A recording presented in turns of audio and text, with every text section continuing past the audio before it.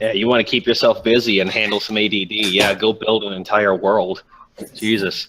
Speaking of which, Mike, again, that map is friggin' awesome looking. Yeah. Second is like, Unbelievable. I got super bored at work today, and I rolled up the 20th level sorcerer as the evil overlord for my campaign that I'm getting ready to run in about 6 months. So. oh, nice. Is that going to be the one after That's the one after Andrews. Yeah. Sweet. Yeah. Yeah. Good news, everybody. I am going to be playing in Rick's group. What? Every other Tuesday now, so I'm really excited about that. Ooh. Nice, you'll get some non-DM time. There you go. So excited. Yeah, he came in and ran a fire giant 2 weeks ago. We were supposed to have the final battle that time, but we didn't get all the way to the dragon, and so Mike helped us out. And then last week, this past Tuesday, we had the final battle with an ancient blue dragon for the 10th level party. And my brother-in-law, the 10th level dwarven barbarian, smoked him. So damn. Yeah. They were each also running a giant as a player-controlled NPC in combat. So. Guess that probably helped, huh? A little bit, yeah. The frost giant made a critical. And so the way it's a little different in this game, but the way I house roll criticals is max damage plus roll your dice. He did, and his weapon was 3d12 on a great axe. Holy shit! Yeah. So with multi attack, did over 100 points of damage in one turn. Damn, dude. The ancient blue dragon had like 700 hit points though, so it took a while. Jesus fuck. I mean, wait, you were fighting an ancient blue dragon? Isn't that a Yu-Gi-Oh I've always heard just dragons are hard, and then I've heard when you go and tag something like eyes. ancient in front of it, it's So no, really they have white fucking eyes. hard. And then I know that different colors are different, like alignments more than anything. But ancient dragon is not a sentence I want to hear for our party. Yeah, the ancient blue dragon was the big bad of the whole campaign. It was a CR-23 creature with a frightful presence, where if you don't succeed on a DC 17 or Wisdom saving throw, you're frightened and you can't attack it and you can't move any closer. And then there's all kinds of crazy stuff. Go Google in the roll or put in the Roll20 compendium Ancient Blue Dragon, not now, but obviously later, and check it out. It was a beast of a fight. Jeez. Yeah. And then my buddy Andrew's taking over DMing duties, and Mike's gonna get to play with us on Tuesday nights. Nice. Yeah, it's a lot of fun. So.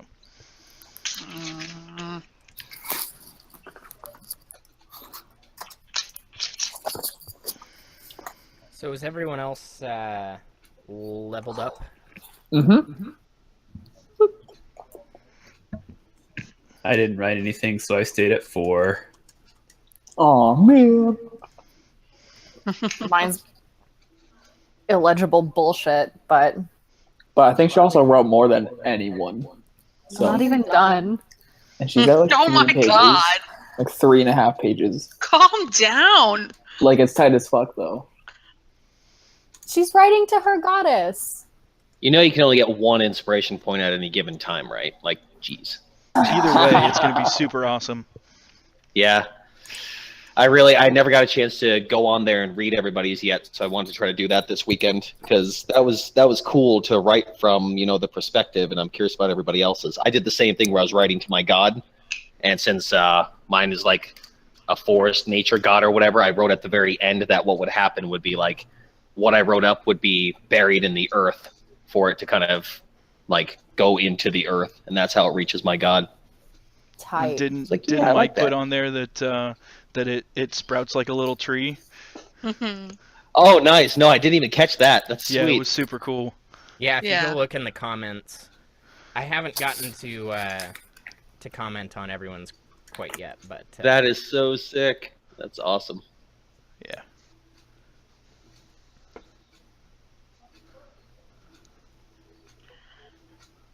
I think I've got all my spells now. At least in my spell, they're not all showing up on the core sheet.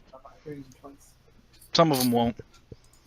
So how do I use them? Just click the spell, and it'll. I can just go over. Okay, cool. Yup. Are we ready to blast off from the closet? Blast off at the speed of sound. Oh,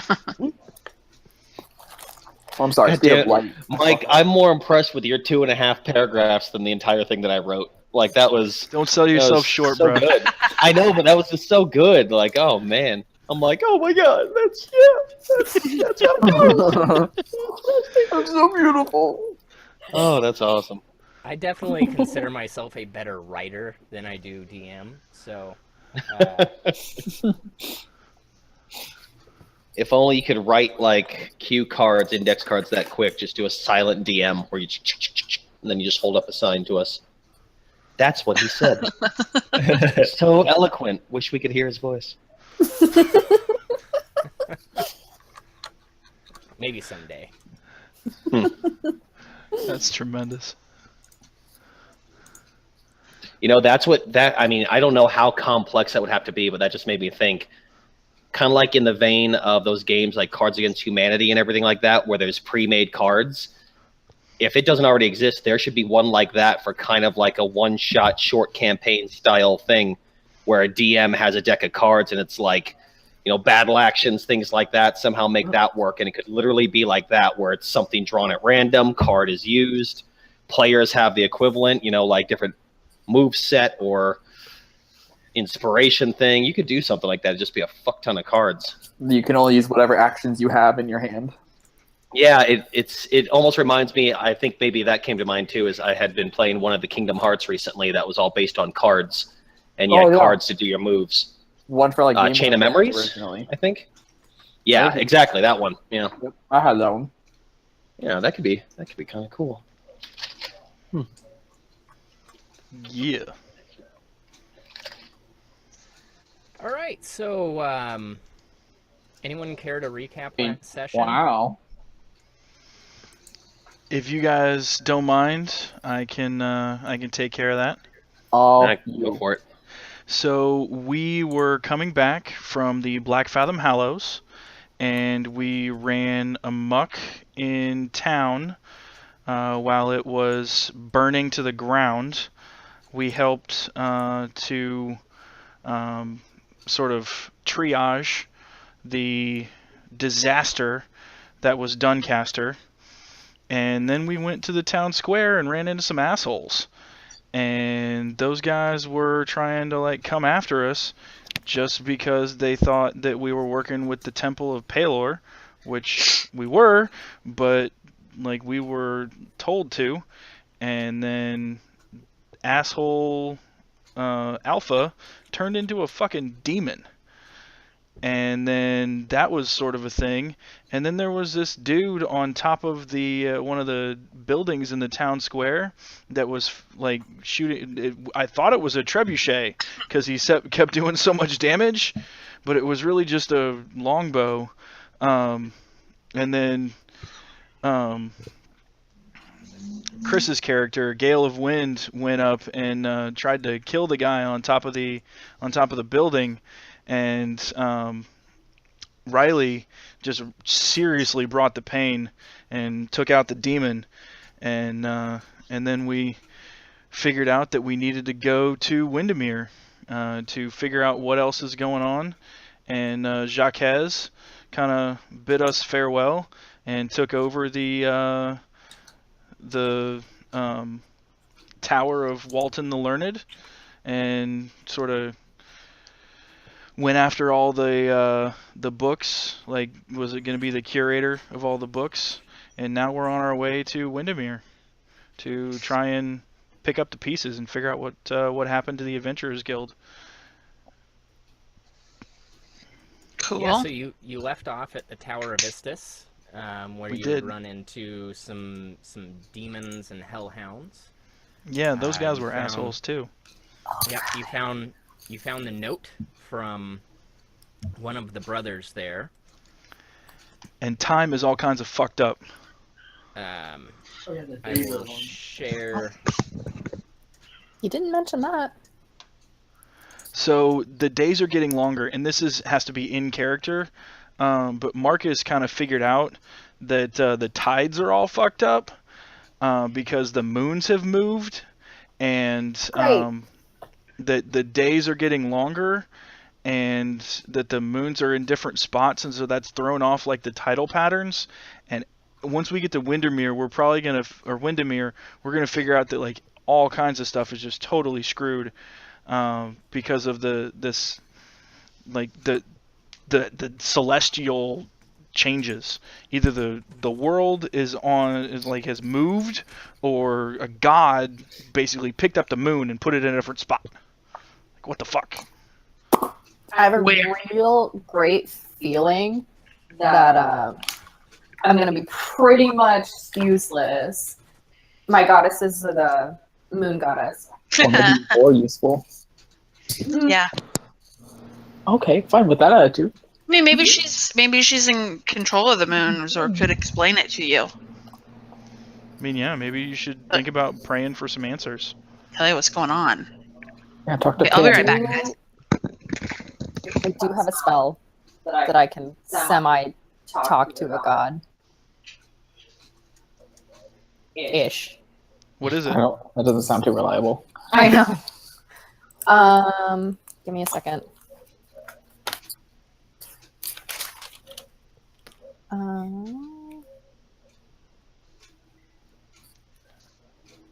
We lost somebody. Or was that just Mike's second PC? That was just my second. Okay, cool.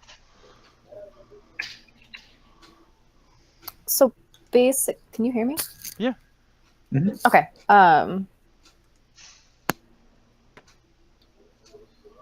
I can basically receive an omen from another worldly entity about results of a specific course of action that I plan to take.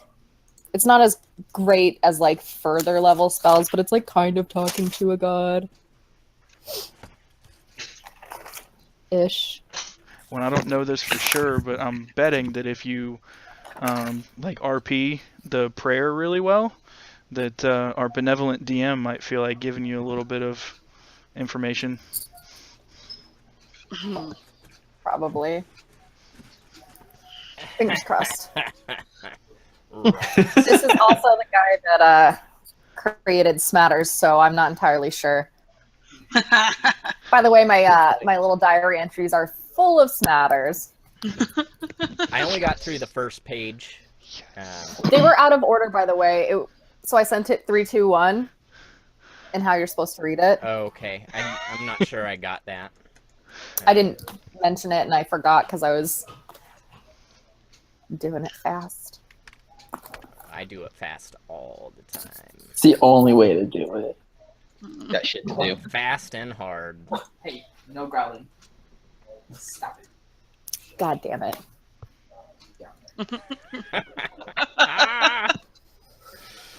Oh yeah, that. I'm gonna bite it off. Whoa. I left hands though.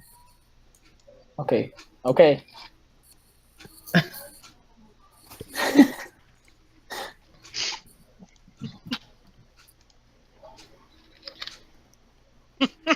Keep in mind this is all recorded, so really be careful about killing him.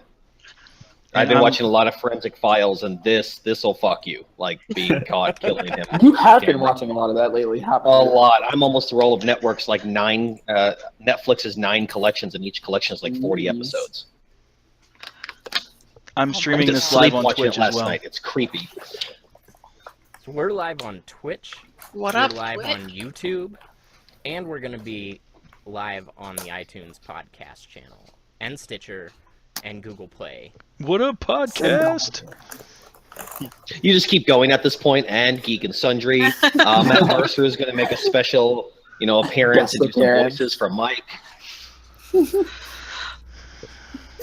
That would be insane. Holy Like shit. I I would would be like, holy cry. shit, yeah, I get to meet dude's awesome.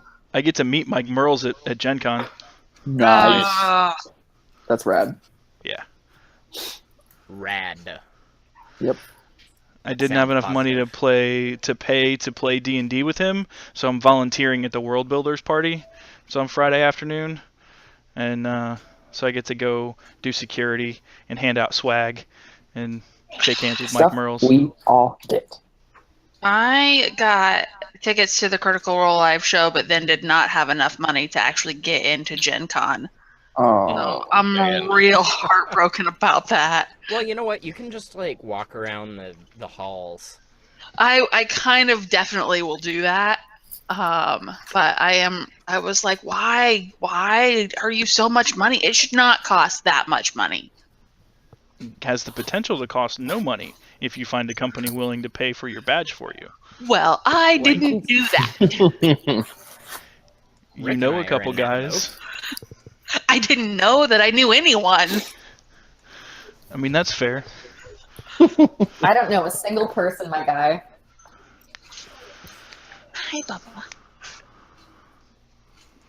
Is that your dog? Yeah.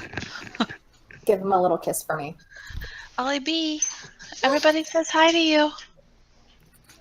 All Too right. bad we can't see him. I love you. So, did you guys want to get anything out of the way while you were at the ruins of the Temple of Istis, or did you want to pick up on the road? I'm good to go. Yeah, I think all I needed was the rest to get everything restored. So Yeah. All right, sweet. So, you all get a decent night rest. Presumably taking shifts, watching out for demons, but the rest of the evening is quiet. The memories of the last few hours, last day or so, weigh heavily on you, but not so heavily that you can't get some rest. The next morning you wake up and your mission, as you see it, is clear. You need to get to Windermere and hopefully find some answers, or at least some direction as to where you need to go and what you need to do to fix this horrible situation with demons and the sun staying out and the moon's moving and just, you know, general awfulness going on in Auchendale. So you travel along the Heroes Road,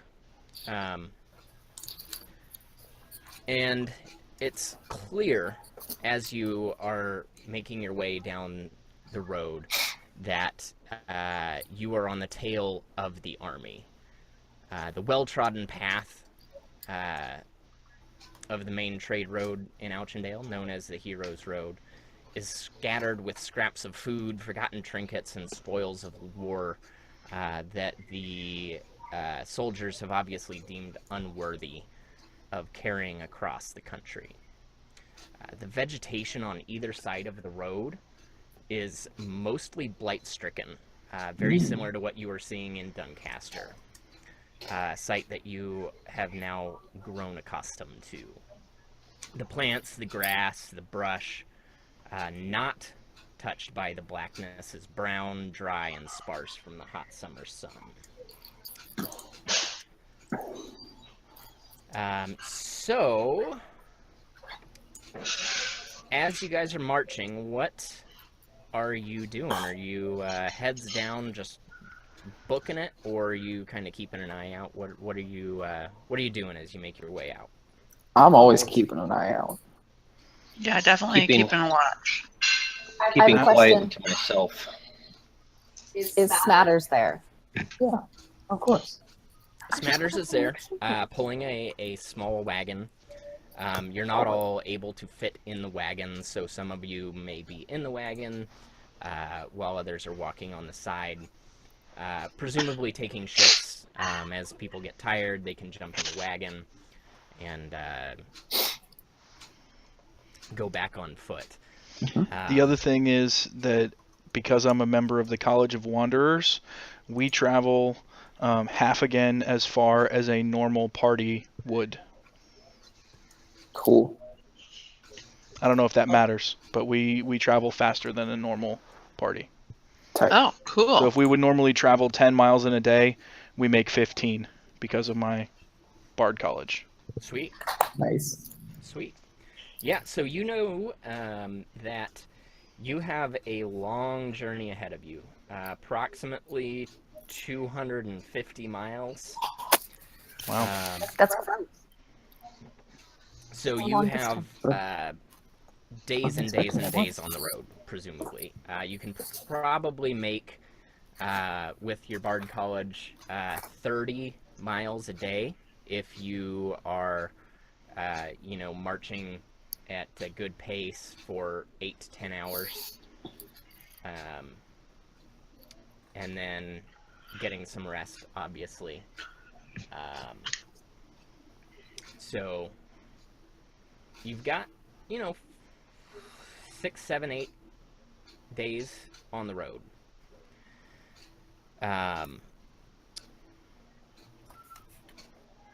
The sun, again, is just unnaturally hot.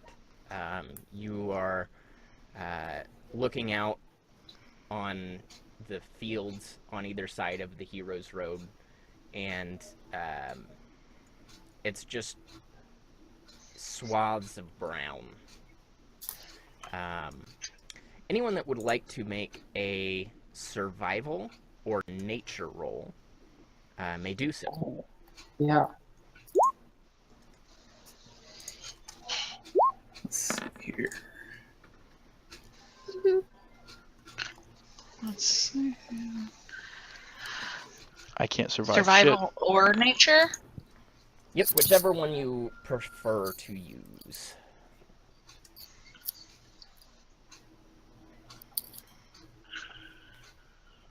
All right.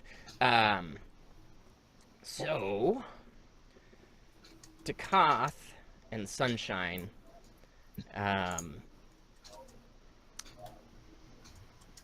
you're looking around and kind of keeping an eye down at your feet, looking at the path that has been beaten down by an obviously large army. And you would know that based on, how set the gravel is, the army is about a day's march ahead of you. So the gravel is set for about 24 hours. Everyone else, you look, and again, you're noticing the blight that is spreading across, and it ends probably about 10 to 15 feet off of the path on either side, and then it just becomes brown.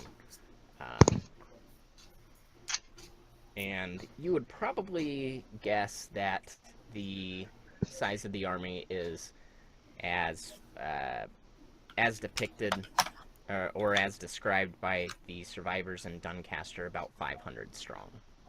Oh my. So if one night during like dinner or before it gets too super dark, I want to go out like 300 or 400 yards off the path, or as far as I can realistically go without getting into super deep forest and like out of shouting range, just to make sure that this blight that we see on the road and then stops, I want to make sure it stops. Okay. Yeah, so on either side of the road is mostly like plains. So it's not a deep forest at all. There's very sparse vegetation, grass and brush for pretty much as far as you can see. You're about a day's out of Doncaster, so you're 35 miles outside of Doncaster, and about another day's travel ahead, you will be approaching the hill country, where it's, again, not very densely forested or anything, but definitely hillier terrain. and the blight does stop right about where the brush seems to be not disturbed. So it looks like the army's marching a little bit off trail as well, but wherever they have stopped marching, so stops the blight. So I want to call Dakath over and point this out to him. Say, Dakath, is there anything that you can do that with like your druidic stuff and your connection to nature to see if this blight is being caused by the people in front of us, like this army in front of us? I'll certainly try. Mike, can I just go ahead and kind of like, I have the ability as a Furbolg magic to actually cast Detect Magic once per short rest. Can I just kind of use that more or less in that kind of a way? Yeah, you don't even necessarily have to cast that. Okay, cool. It's fairly clear that whatever this blight isn't necessarily magical. It's a disease, and go ahead and roll a nature roll for me. Yeah, perfect. With a 17, you will actually, upon inspecting, you're noticing that there is literally no new growth anywhere. Like even outside of the blighted area, there's no new growth of vegetation, which is very strange, especially for this time of year. But everything that's out there has been there and has some age to it. So not only is there blight pretty much coming from both sides of the road where this army has traveled, but on top of that, beyond where the blight ends, nothing new is growing beyond what's been there before. Correct. Wow. So then based on that and how it's coming back towards the road, I imagine it's pretty much irrefutable that it's this army causing this. That is what you would think, yes. Yeah, highly likely. And cool. Well, more or less then it sounds like that can answer Marcus's question. Yeah, and as far out as you go, you're not finding any new growth. Even, hundreds of yards past where the blight stops, you're not finding that new growth. Oh, wow. Well, yeah, definitely then. Once Marcus calls me over and asks me, I'll tell him that I don't see, basically, yeah, to Marcus, I don't see how this could be caused by anything but the troops that were following behind. And it's worse than the blight, Marcus. If you look beyond where it ends, you'll see nothing new is growing, and I'll bend down to maybe an area where it would be obvious that maybe some sort of growth would happen here, maybe like a grass that would normally spread or a weed. It's like you can see there's been no growth actually taken here, and I don't see any within the area that we're in here, and I have no doubt that the further we go, we probably wouldn't see any more either. Is there anything that you know that we can do about this? Like, is there anything that you've run into in your years of being a druid connected to nature that we could use to try to cleanse the earth? Nothing that I know of. I'd likely have to pray to Alona to get any sort of idea if this is even something that we can reverse with conventional means. I will say that I have a feeling that it's going to come down to those, followers of Paylor or whoever they actually are. I think that's probably our only choice for reversing this. I don't believe that they're really followers of Paylor. I don't as well. Paylor's a god of the sun and of light and of good, and this shit is evil. The longer days in the heat make me wonder, though.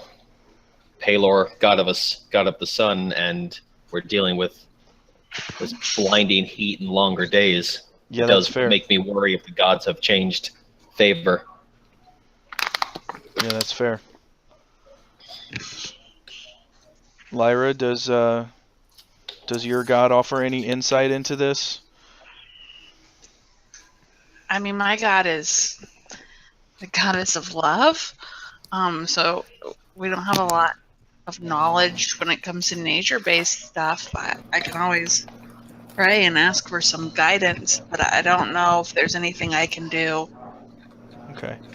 I thought you Outside of were that. I thought you were a cleric of Soon. Sorry. My bad. But I am a cleric of Soon, but she's a goddess of love. I thought she was a sun god. That's my bad. Oh no, too she's much not. Sorry. too much salt water. Yeah, sorry. I mean, I Too could many- try praying to mine. Too many raw fish. Who's your what's Yeah, your we god? gotta. Saloon, the Goddess. moon goddess. Yeah. Why don't you see if you can figure out what's going on with the moon? It's in a different spot. Like that sucks. Yeah. I like a. Yeah. Sunshine, go ahead and roll a religion check with advantage. Okay.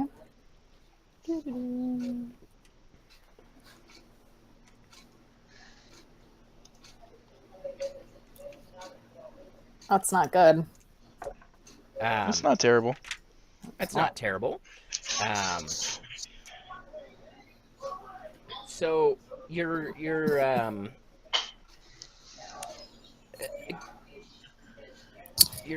making your way down the road, and the sun, of course, is still high in the sky, and you've been on the road for hours and hours and hours at this point. You would expect it to be, pretty low on the horizon. The moons themselves are almost always visible. Kochban and Ara are still in the sky, but they are definitely not in alignment with what you would expect them to be. Having studied the moons, you would notice that not only are they not in the right spot, it's more that the axis of the planet has tilted. So it's maybe not that the moons themselves have changed, because you still feel the connection with the moons and your goddess, but the position of the planet itself is different. Okay. That sounds bad. Yep.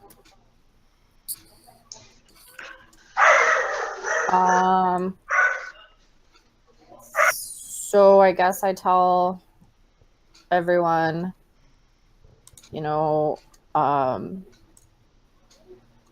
it feels like the Earth has shifted, like the whole axis of the planet is wrong instead of what we originally thought, of the moons being out of alignment. It is, in fact, us that is out of alignment.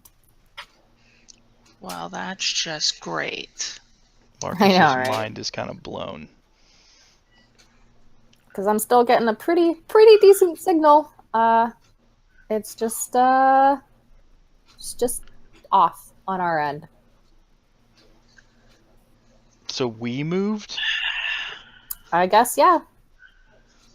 Oh, fuck. Yup.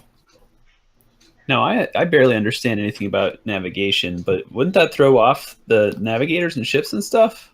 Yeah, so Marcus has like 20 minutes on navigation and tidal patterns and fish currents and like the different places that you have to go.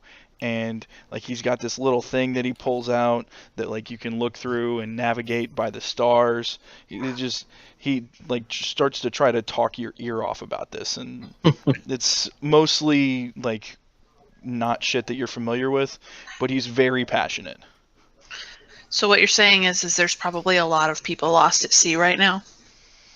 I mean, we never went out of sight of the shore, so this wasn't something that my captain really did. But he always made sure that I knew how to do it in case you get dropped overboard, or if you get a job on a bigger ship, you have to know how to do this. And so yeah, if you can't see land and all you're navigating by is the sun and stars, and the time it takes for the sun to go around, and the change between day and night is your basic measurement of time, because we don't have chimes on the ship, you're completely fucked, because your navigational charts are based around how many days you've been out at sea, and how fast you've been going, and where the positions of the stars are, and all of that's wrong now. And so it's everything in Hull Cove is probably completely fucked right now. Yep. Yep, and Gale, having sailed across the Motion Ocean, the gnomish navigators from Estragal relied very heavily on the positioning of the moon and stars on the trek across the ocean, and every trek they have out on the water. They have very... you remember them having these really mysterious machines and contraptions that they used to track the celestial bodies. Nothing like which Auchendale has really ever seen. So you would hope maybe they were able to tune those machines,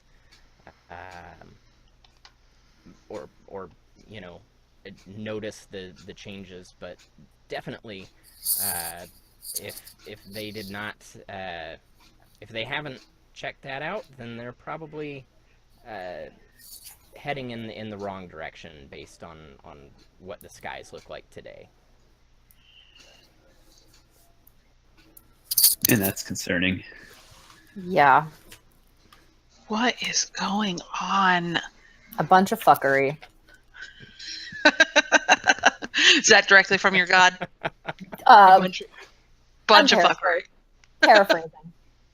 Got it. That's an interesting god you have there. When it's celestial fuckery, you really have to worry.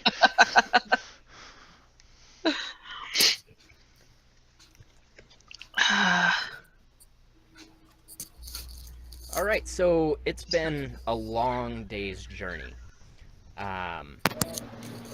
You set out fairly early. The sun, again, rose way earlier than you would have expected. And the sun is still pretty high in the sky.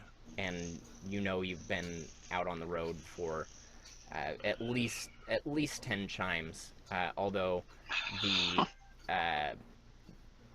the absence of chimes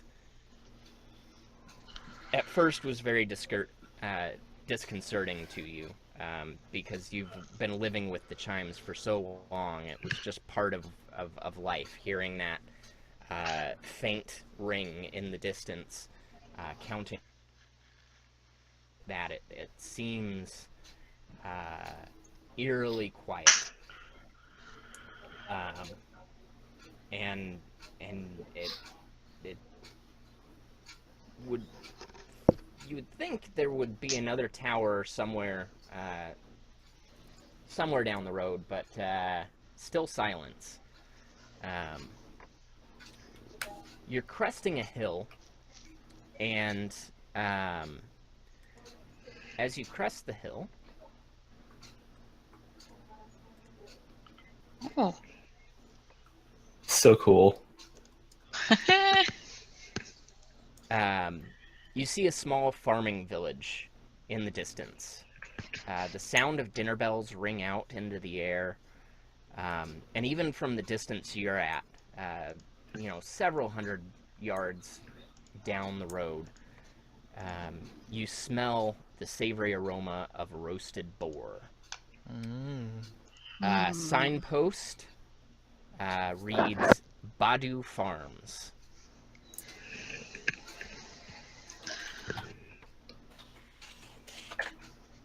Okay.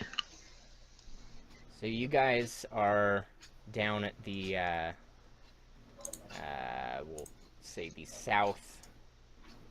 southeast corner of this map here.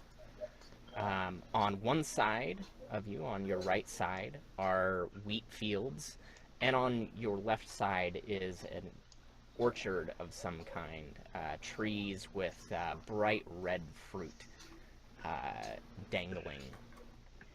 Is this fruit I've seen before? It's a little far away for you to tell exactly what the fruit is. Okay. I'm not that concerned. You guys can all go ahead and make a perception check. Come on. I will not. I perceived Ew. everything. I think everything seems fine, guys. Chelsea sees more than you. With my special eyes. Like, holy shit. Natty 20. I critted too. Or no, I didn't. Never mind. I thought I did. I'm frozen. Boo. Oh, here we go. It's gonna work. Oh, I got nothing. All right, so Sunshine, you are fixed on the waving fields of golden wheat. Because I'm easily distractible. It is a little bit shocking to you, based on the conversations that were had earlier about the no new growth, and the blight that had been striking all of the vegetation around. These wheat fields look very healthy and very plenty. Marcus, you're looking at the fruits dangling from the orchard, the trees in the orchard, bright red, beautiful, and as you approach a little closer, you notice that they look like delicious, crisp apples. And it strikes you again after having that conversation with the Takath several hours ago. And from your conversations with Balin the Bold a few days ago, nothing in Central Auchendale has had a large bounty. No farmers have had any luck growing anything. So it strikes you as very peculiar that this farm seems so plentiful. Hey guys, this is super fucking sketchy. I literally hate this. I've seen crates upon crates upon crates of apples come through the ports at Hull Cove, and maybe 2 out of every crate are this ripe and delicious looking. And every one of these motherfuckers looks like that. Yeah, why is none of this dead? I am getting the worst feeling, and like the fur on the back of my neck is like kind of starting to stick up, and I'm getting very, very uncomfortable, and I kind of like go towards Smatters and put my hand on his little horse neck.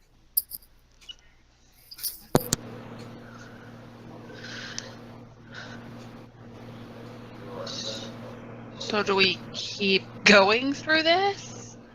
Or do we try and avoid these? It's the end of the day, right? Yeah. It is the end of the day. You've been on the road for 10 hours or so. So presumably you're pretty exhausted. If you would like to keep going, you will require several Constitution checks to not suffer some fatigue. Maybe Right. we can play it cool and try to offer some, I don't know, like help picking some of the apples if you give us some of them. I just don't I'm not sure I would want- trust even eating them at this point. No, I This don't want is to too talk to strange. I don't want to talk to anyone. If we can somehow camp out of sight, that'd be awesome, but I don't want to even interact with anyone.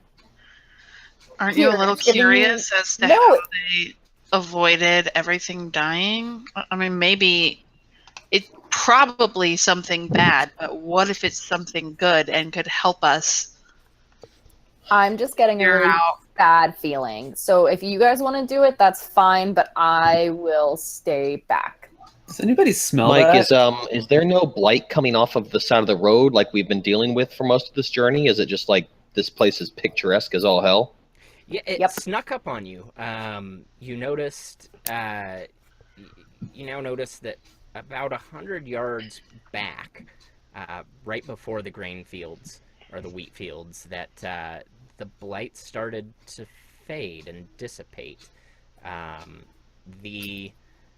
The road is still definitely disturbed, as though a large crowd or army had walked through. But They did come through here, but the blight stops. So I've got an idea. Shoot. Gale, how do you feel about doing some recon? Oh, I love doing recon. So I can cast invisibility on you, and I can also cast enhance ability on you, and give you advantage on dex checks. Or do you have pass without trace? I do. So I could cast invisibility on you, and then you could cast pass without trace, and you could like go see everything, and they won't even notice because you're so fucking stealthy. I like that idea. Sunshine, how do you feel about doing at least like letting Gale doing some recon? Like I said, you guys can do whatever you're gonna do. I'm getting Well- a bad feeling, so Me That's- too. I'm gonna. That's Before what I I like look about into- this plan, though, is that I trust the instincts of my fellow Tabaxi. Yet I'm also curious about what's going on here, and I'm considering that it could be helpful, like Maggie was saying. So There's Oh.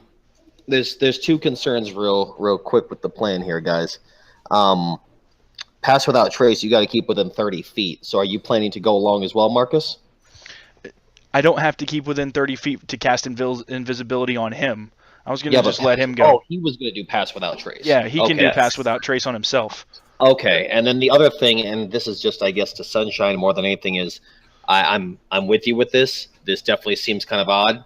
However, if there's something this town has or is doing differently that stops the blight from destroying it, we've got to try to find that out. This could be a way to actually defeat this blight potentially. Wait. I have a spell. I'm going to cast Detect Magic. Ooh. Yeah? Should we do that? Can I do that? Yeah, do it up. You detect it, and then I'll dispel it because I've got that and detect magic. Or This whole place goes to shit real quick. I have another spell. I don't even know how to pronounce it. Augury? Augury. By casting either gem inlaid sticks, rolling dragon bones, laying out ornate cards, or employing some other divine tool, you receive an omen from an otherworldly entity about the result of a specific course of action that you plan to take within the next 30 minutes.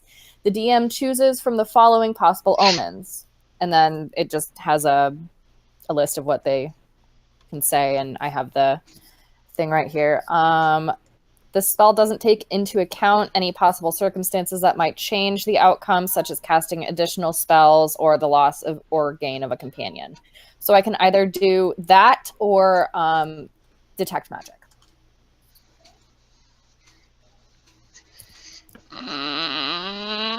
It's pretty fucking obvious that it's magical, right? It's gotta be magical. There's a mage or something that lives here, or There's some shit. there's some fuckery, if you There, will. there we go. If you don't want to burn it, I can go ahead and detect magic, and it doesn't reduce any of my spell slots as a. But I think It's a furball magic thing. I mean, I think we have come to the general. I mean, what else could it be other than magic? Divine guess. intervention. Mm. I mean, it could literally, yeah, it could be something other. I mean, let's do it. Let's Okay, knock it out. yeah. If it's magic, then I still would like to know what kind of magic, because after talking to Marcus, that's all I can think about is how do we stop this blight if it doesn't turn out it's these creatures causing it somehow. Okay, yeah, I'm cool with that. And then once you do that, I can do my spell. I'm cool with burning that spell slot, honestly. Cool. Cool. Detecting the magic. Let's detect some magic. Better concentrate my face off, Mike. All right, so do you have to make any roll for that, or is it just... It doesn't No. look like it. Yeah, I You just don't- concentrate. Concentrate Alright, super so- hard. All right, so Kagebushin no jutsu. Nerd. what do you Check. do to basically detect the magic? What are you... Given how I am, with nature and druids and good stuff like that, I'm literally going to kind of kneel down to the ground, hands on the ground, not like pressed completely down to the palm, almost like just fingers kind of bowing towards the ground, close my eyes and concentrate, looking in the direction of the village and the wheat field and all of that. I could look at the orchard, but I figure that if it's going to be of a source, it's probably over there. So I'm going to try to focus over there and just kind of whatever I'm picking up, I'm literally picking up from like the earth, the air, the surroundings in a very natural hippie way. Man. All right, man. All right, man. So Peace and love, man. as your like some shit, man. as your fingers kind of touch the ground, it's very clear to you that there is some sort of an enchantment on the ground. To you, it feels almost as though it were a blessing. And for as far as your mind can reach, which is several hundred yards out in a circle, you feel this blessing enchanting the ground and the vegetation and the earth, and even the air feels blessed to you. Okay. While I'm still kind of kneeling there with my eyes closed, I'm going to convey that to everybody else that just this, whatever this is, it's not malicious. I feel more like it's a positive force causing this area to be enchanted and not affected by the blight. This doesn't feel evil. I don't know if I can go as far as to say that, since you said it feels like a blessing, but it does not feel like a bad force. Pandun did it. What? It's still weird that arm wouldn't have come through and stomped this village after what they did to Doncaster. Yeah, that's what I'm thinking as I'm pretty much rising my feet too. So you've more or less said what I was thinking. I'll jump on that and be like, I agree. They destroy our town despite, the Church of Palor. Maybe they were aiming for that, but they don't stop in a place that for some reason is so magically enchanted that their blight can't survive. That doesn't make sense. Maybe they don't know they're causing the blight. I mean, I guess it's Maybe. possible. Okay. So do we want to see if it could be a good thing of you guys going to inspect? Because I still get a really Oh, bad. that's your omen thing you were talking about, right? To see whether or not it's a bad idea to go forward with Yeah. the plan. Yeah, let's Yeah. do the omen thing. Okay. Yeah. And if I necessary, I can do invisibility on somebody too, so we could send 2 people into town. Okay. They could double up, keep within 30 We feet of have each to other. get the plan, so let's just do it one person for right now. I have a deck of cards that I'm going So with the to idea in your mind of like of just you going. just Gale, right? Gale Yeah. was going to go, if I recall. Yeah. Yeah. Yes. Just Gale going. There you go. Cool. Give me a second. That's not correct. Let's do You basically doing like a tarot card reading. pretty much. Kind of like what you're saying. Yeah. So I don't have to roll for anything. The DM just tells me. Freaking Miss Cleo over here. Yep. So. Call me mercy. So you're using a deck of cards. Yes. So you lay out several cards in front of you and do whatever ritual it is that you do to divine this omen, and you flip over a card, and it's very clearly a wheel card, so a good result. It is a card that depicts family and trust. All right. You also flip over another card. Fuck. And it is the card that signifies ignorance and youth. The Fool, perhaps? It's not like tarot. I know what he's talking about. Okay. Do I get anything else? That is what you get. Okay. So basically, so I do my reading, and then I point to the cards. I say, this one's wheel. That's a good omen. It's depicting family, trust, good vibes all around. But this one is ignorance and youth. So take that as you will. I think that so I mean it's a good and a bad. It's wheel and woe. I still am iffy about it because of the woe. But if you guys want to maybe send another person, I would feel a little more comfortable, I think, because of that. So the person so that Gale isn't going alone. So if we want to send anyone else, potentially Riley, I don't know. That was my first thought. Yeah, I'll go. That's my first thought too. I'm down. I would feel better about that. All right, Cool. Decath, huddle up. You gotta cast invisibility. Yep, I'm putting that also on, what, you're getting Gale and I'm hitting Riley, it sounds like? Yep. Cool. Consider it done. Bam. And then I'm going to cast Pass Without Trace. As long as Riley stays within 30 feet of me, we should not be leaving Yeah. any tracks behind us. Cool. I can do that. I figured we'd be right next to each other. Yeah, just to throw it up there too, since I'm looking at my spell list.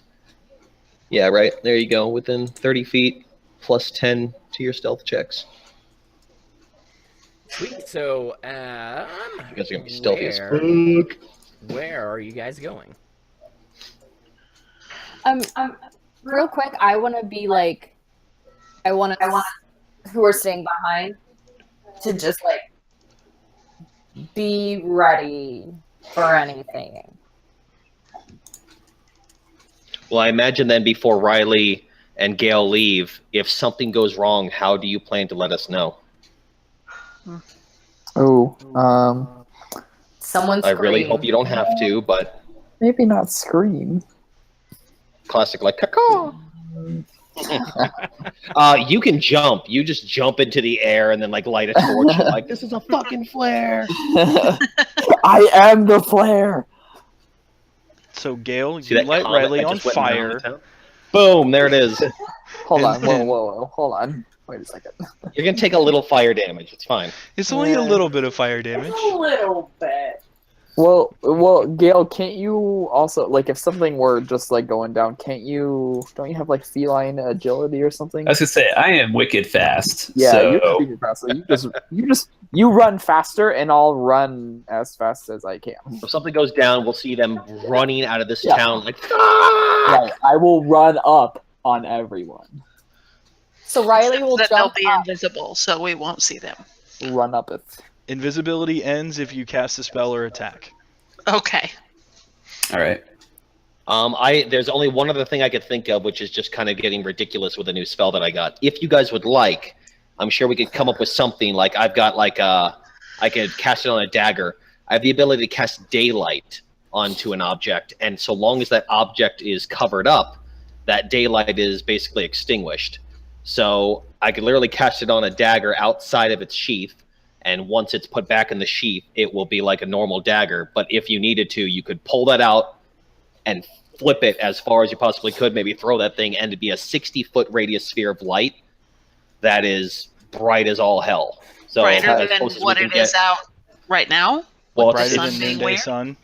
yeah, that's the thing is it's the end of our day, but has the sun gone down? No. the sun is still up. Oh, so yeah, that's not going to help that much. It's not like we're waiting until it gets dark, so never mind. I have a third level spell that I can use called Sending. That will allow me to send a message, and then the recipient can reply immediately. So if they're not back in a set amount of time, Oh, I there can we go. do That's that. great. You can ping Yeah. them basically. That's a good idea. Okay. Sweet. That'll there we go. work. So how long? And then I yeah, say pass without trace lasts an hour. all right. Well, if you guys aren't back within an hour, I'm gonna How long? try. Okay. yeah. I imagine getting to the town will be no more than like 5 minutes. 5 minutes out. So basically, give them 45 minutes and then ping them. Okay. Tight dudes.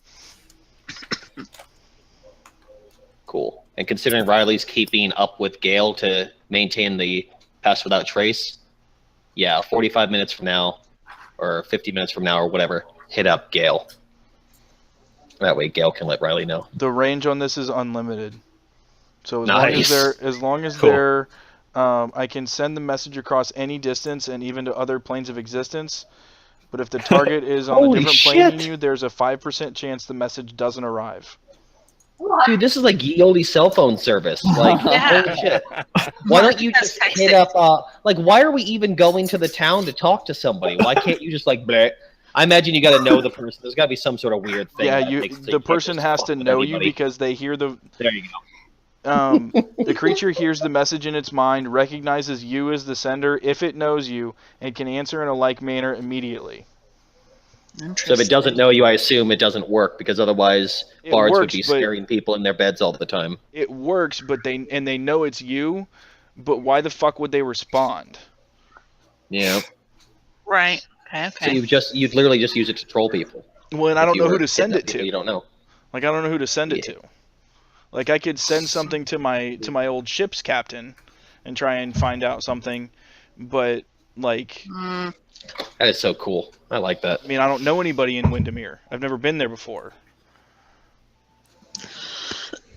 That's awesome. Yeah, it's pretty sweet. Cool. Let's get the plan underway then. all right, let's do this. Let's go. Yeah, so I want to head towards. I'm gonna kind of, instead of going over the path, I want to go around these hills here, or how do I do that? To my tools. Arrows. Here we go. So I kind of want to go like back this way, and just going up to like the windows and seeing if I can see or hear any people, or if we see any people walking around. Just see if we can gather any information. And I'm curious, how far apart are the buildings? Because I don't know if Riley can be looking in another building at the same time, or if we've got to kind of stick together. So from building to building is 20 or 30 feet, like these two big buildings. Okay. It's kind of as depicted. So, 30, 40 feet here. So there's a pretty big gap. So as you guys approach the hills, right about there, you start to notice children running around by in between this little pond and the tree, playing with wooden swords and laughing and cavorting. The dinner bell rings out again. It's been several minutes since it had rung out before. You guys took some time to scope out the area, and you hear the voice of a woman shout out and say, "Time for dinner, kids! Come on into the house. We got nice fresh roasted boar." And the kids kind of mumble and grumble because they're having fun and they're not wanting to go back.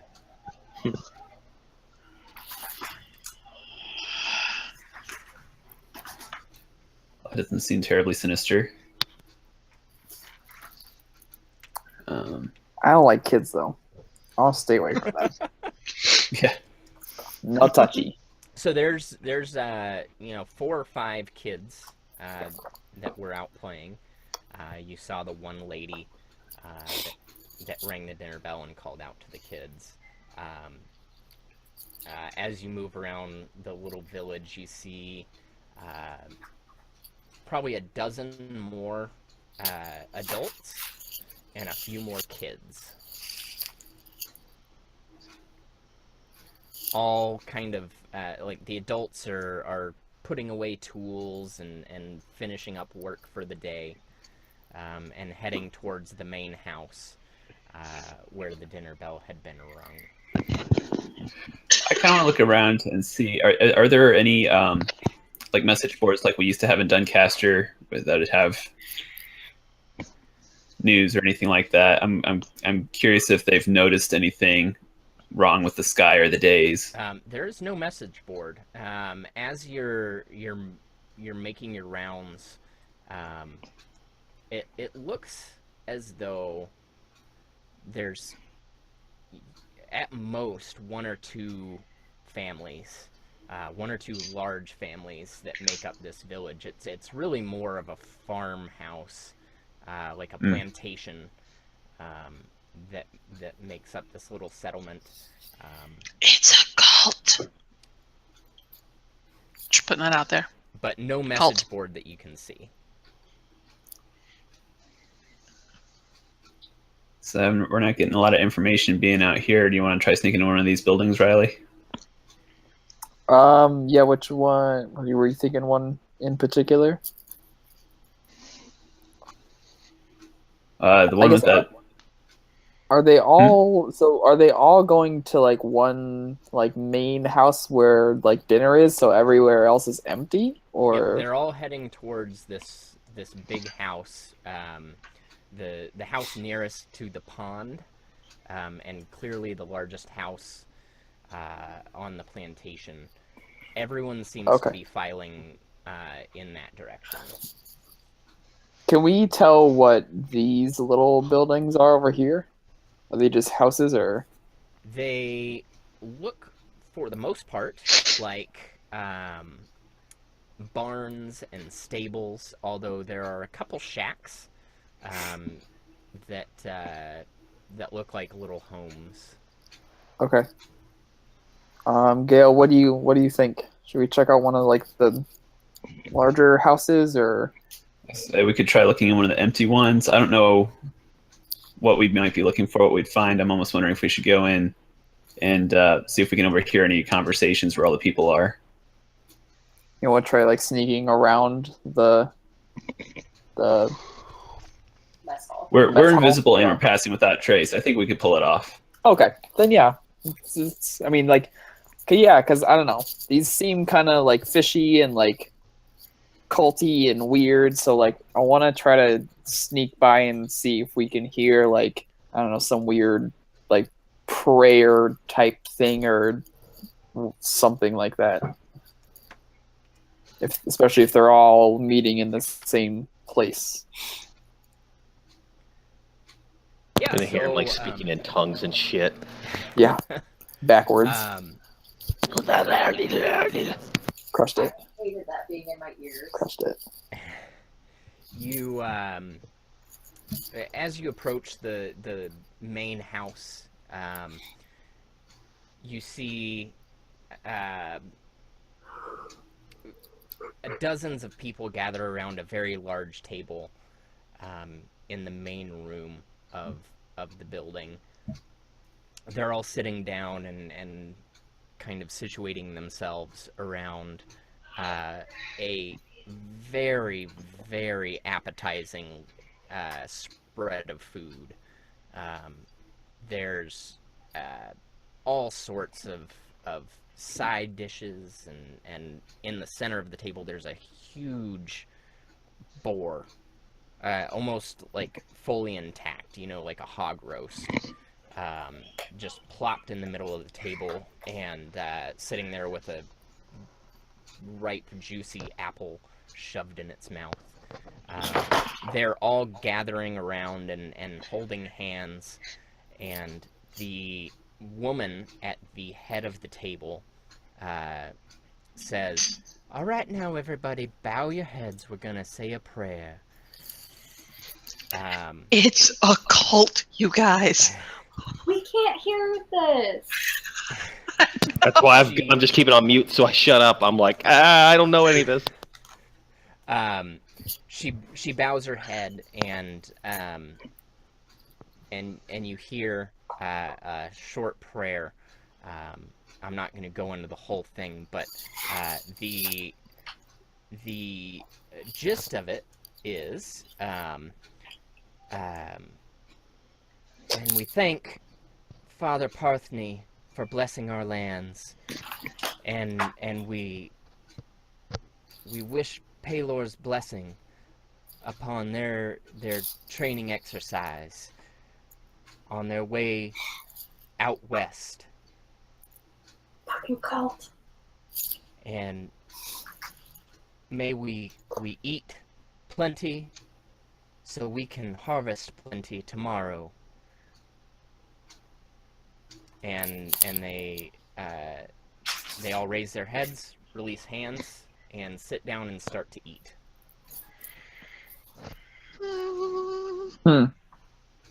I just look over at Gale real confuzzled, but also Can you see? Paylor, huh?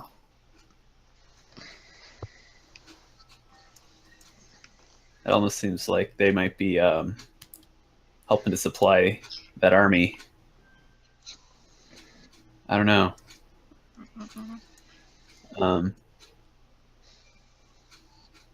Are there, if wondering if there's any signs that, you know, if that maybe one of the reasons this place wasn't destroyed was, if would this have been a friendly to that army? Is there any signs that a lot of people stayed here recently? It does not appear. I don't know what else to look for. It does not appear as though the army stopped here for any length of time. You do notice some of the footsteps from the main road do come up from the road towards the building in this direction. But it's not a large amount. It looks like a good portion of the army stayed en route and didn't stop for very long. Okay. Um. Yeah, I don't really. Take notes. I'm sorry. What was the name of the person that she mentioned that prayer? Father Partheny. Partheny. Parthni.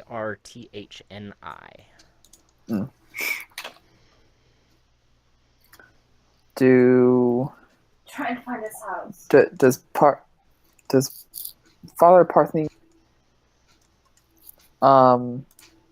does he live in, like, is he in the mess hall building with them, or does he You have don't- his own house, or You don't know that. It seems as though they were.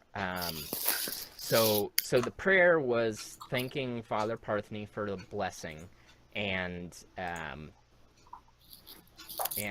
wishing a blessing upon him their training or something?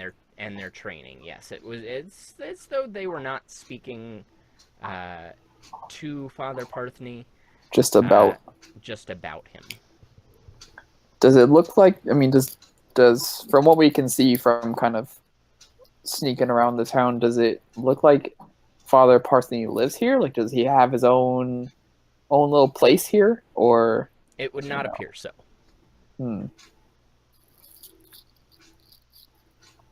Is there like a head of the town that we can see at all, or that we can kind of tell that, you know, he's the sort of leader, or she, or whoever?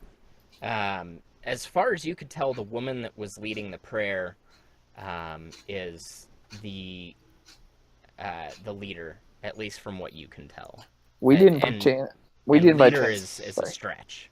Okay. Just kind of the, I don't know. Matriarch. Yeah. Mother figure. She's the Clever. HBIC. Yeah, there you go. We didn't by chance see her. Was she already in, like, the mess hall when we walked up? Yes. Yeah. Okay. She was also the one that rang the dinner bell. Okay. And called for the kids. I mean, I kind of want to see if we can get into one of these bigger houses then. Can we? Gail, what do you That's think? a good idea. Yep. Which, yeah. So, yeah. I mean, you can get into either one. Doors are left unlocked, as though they really have nothing to worry about. It's a fairly remote farm, so you can get in, and you know, it's fairly modest accommodations. There are several bunk beds, some foot lockers. There's a desk with a tome on it, and it's very clearly a religious text from House Paylor. And Okay. you do notice a few other religious trinkets and items that signify that these are people that are very devout Paylor followers. Okay. Nothing like crazy, interesting, or valuable. No, there's notably very little of value. Yeah, I figured as much. Darn.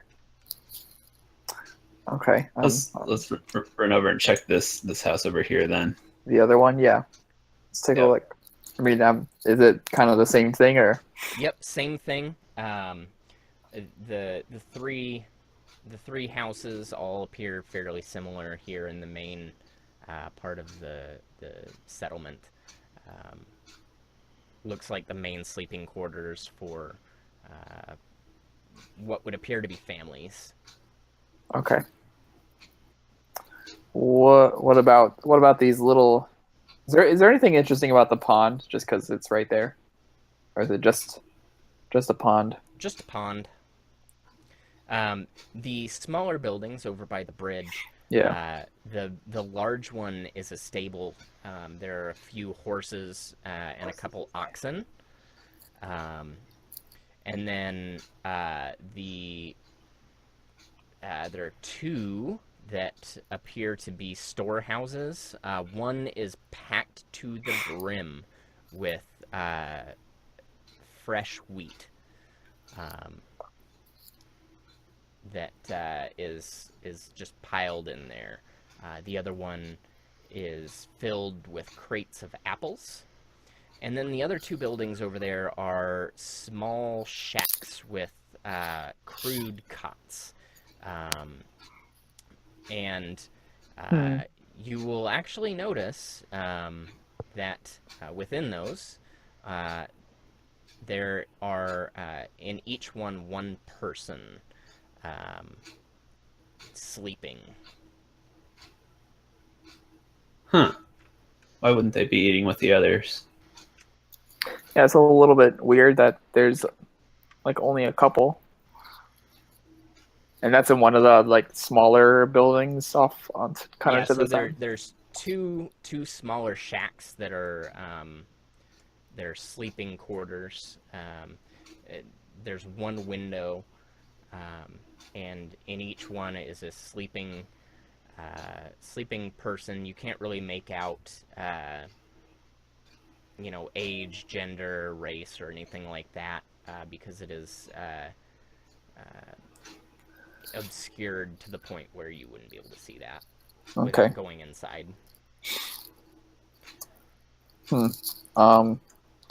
Okay. That's that one. I don't know. Gale, I mean, town doesn't really have much to offer, but it's still really weird that their crops and everything aren't doing so well. And it's like we haven't been able to find anything to indicate that realize that there's anything amiss at all. They just seem to be going through the motions of like normal life, which is kind of strange given what we've experienced recently. Yep.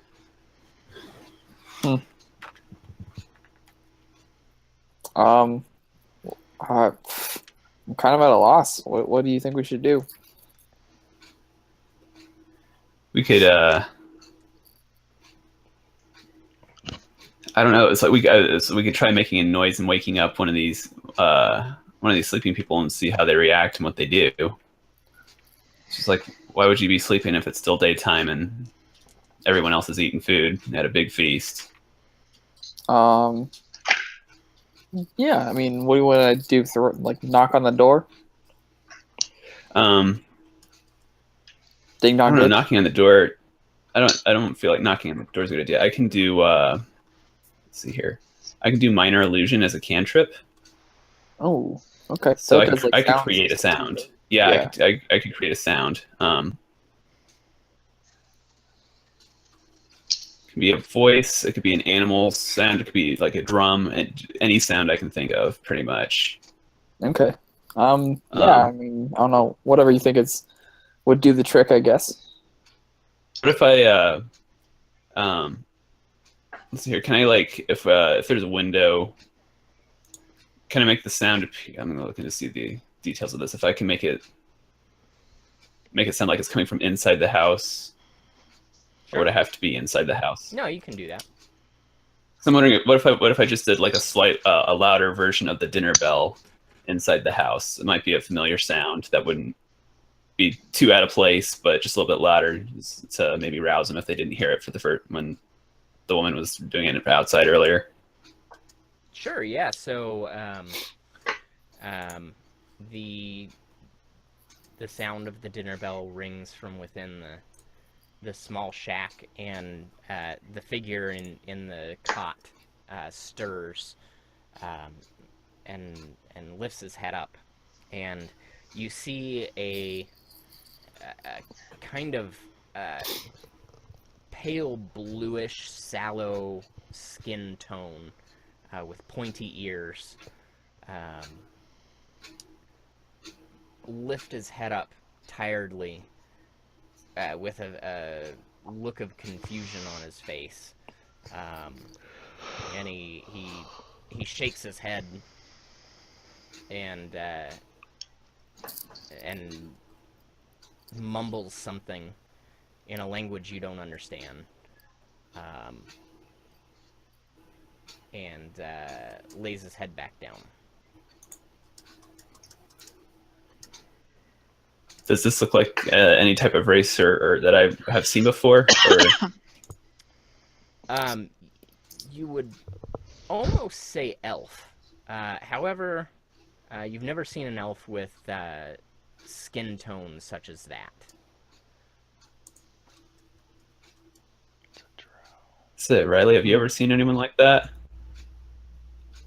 I mean, I don't think so. I mean, I've kind of traveled around a little bit. It doesn't seem familiar off the top of my head, but I mean, they look like elves, just like darker. Is that what you said?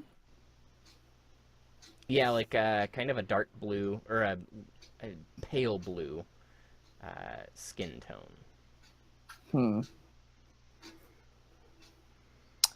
I mean, can I like roll to see if I do know? Yeah, you can roll history. Oh, okay. Okay. So you've heard stories about a subterranean elven race that people call dark elves, but it's kind of a racial slur, calling them dark elves. But that's really all that people really know them by. Huh. Okay. You wouldn't necessarily expect them to be out on this farm, though. That seems really weird to you. This seems really out of place, yeah. How many of them are there again? 3? There's one in each of the 2 buildings. Okay. So there's 2. Gotcha. Well, I heard that woman's voice pretty clearly, calling the children earlier and during the prayer. Could I cast illusion again? This time mimicking her voice and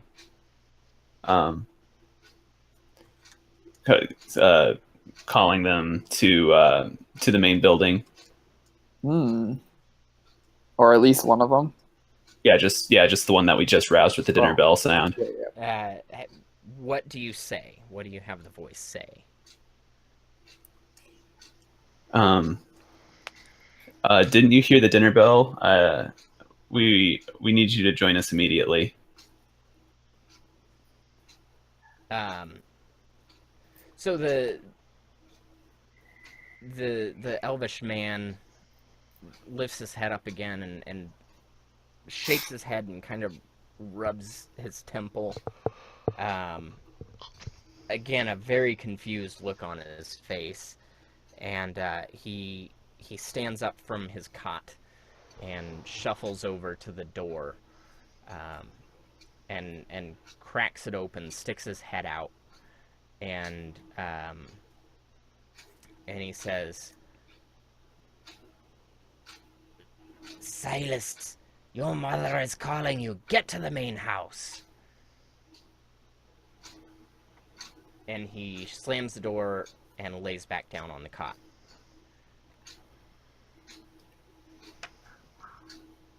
Does Silas leave? Yeah, we look around to see if there's no one out there. It's pretty clear to you that if the woman's voice calling, he wouldn't respond to it. He wouldn't expect to be called to dinner. Because he is dinner? I don't think so. Can are these 3 little buildings all within like 30 feet or so? Like, I kind of want to just like peek into like can we tell which one like Silas is apparently living in or sleeping in?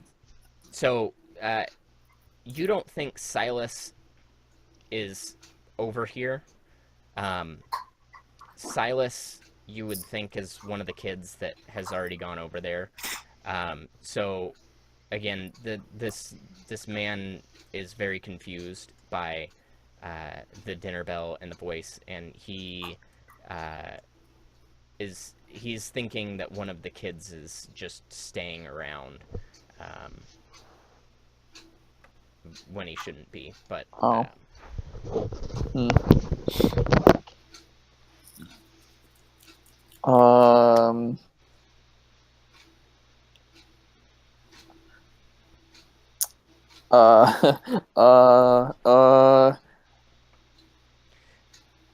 gonna cut back to the other group really quick. Down on the road, you notice an oxen and a cart heading crap. down back towards the village or the plantation, and another what you can tell it looks like a man riding the cart with a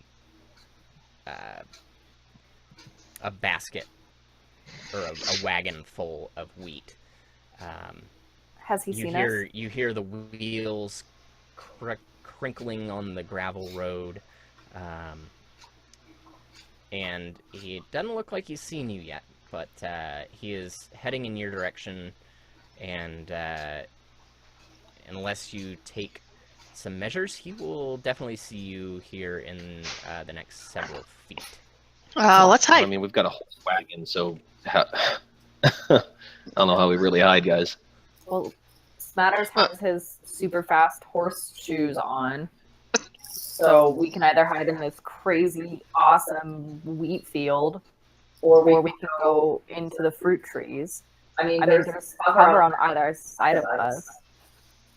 At least try and hide. Cool.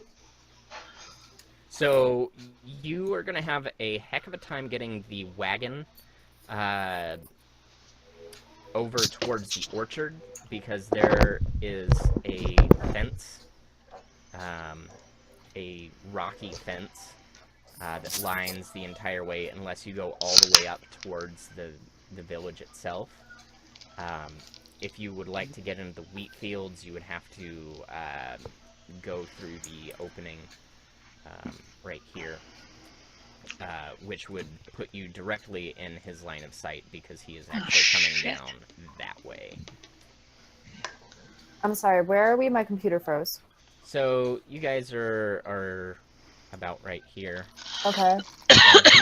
He is heading this direction towards the farmhouse. I mean, I guess we could like pretend like we're like broken down or like super exhausted. I mean, there's no way for us to. Yeah, we're gonna have to fake this one. Quick, Sunshine, look like you're trying to stick something out of Smatter's shoe or something. If we need to pretend to be broken down, I think we can do that. Somebody break one of the wheels on the wagon. Don't break Like, anything, Then we you will guys. actually be broken down. I have a mending ability as a cantrip. I can restore it easily, just literally like hocus pocus magic. So why don't we break one of the spokes so that it looks convincing if he comes down here? I swing at the wheel with my mace. like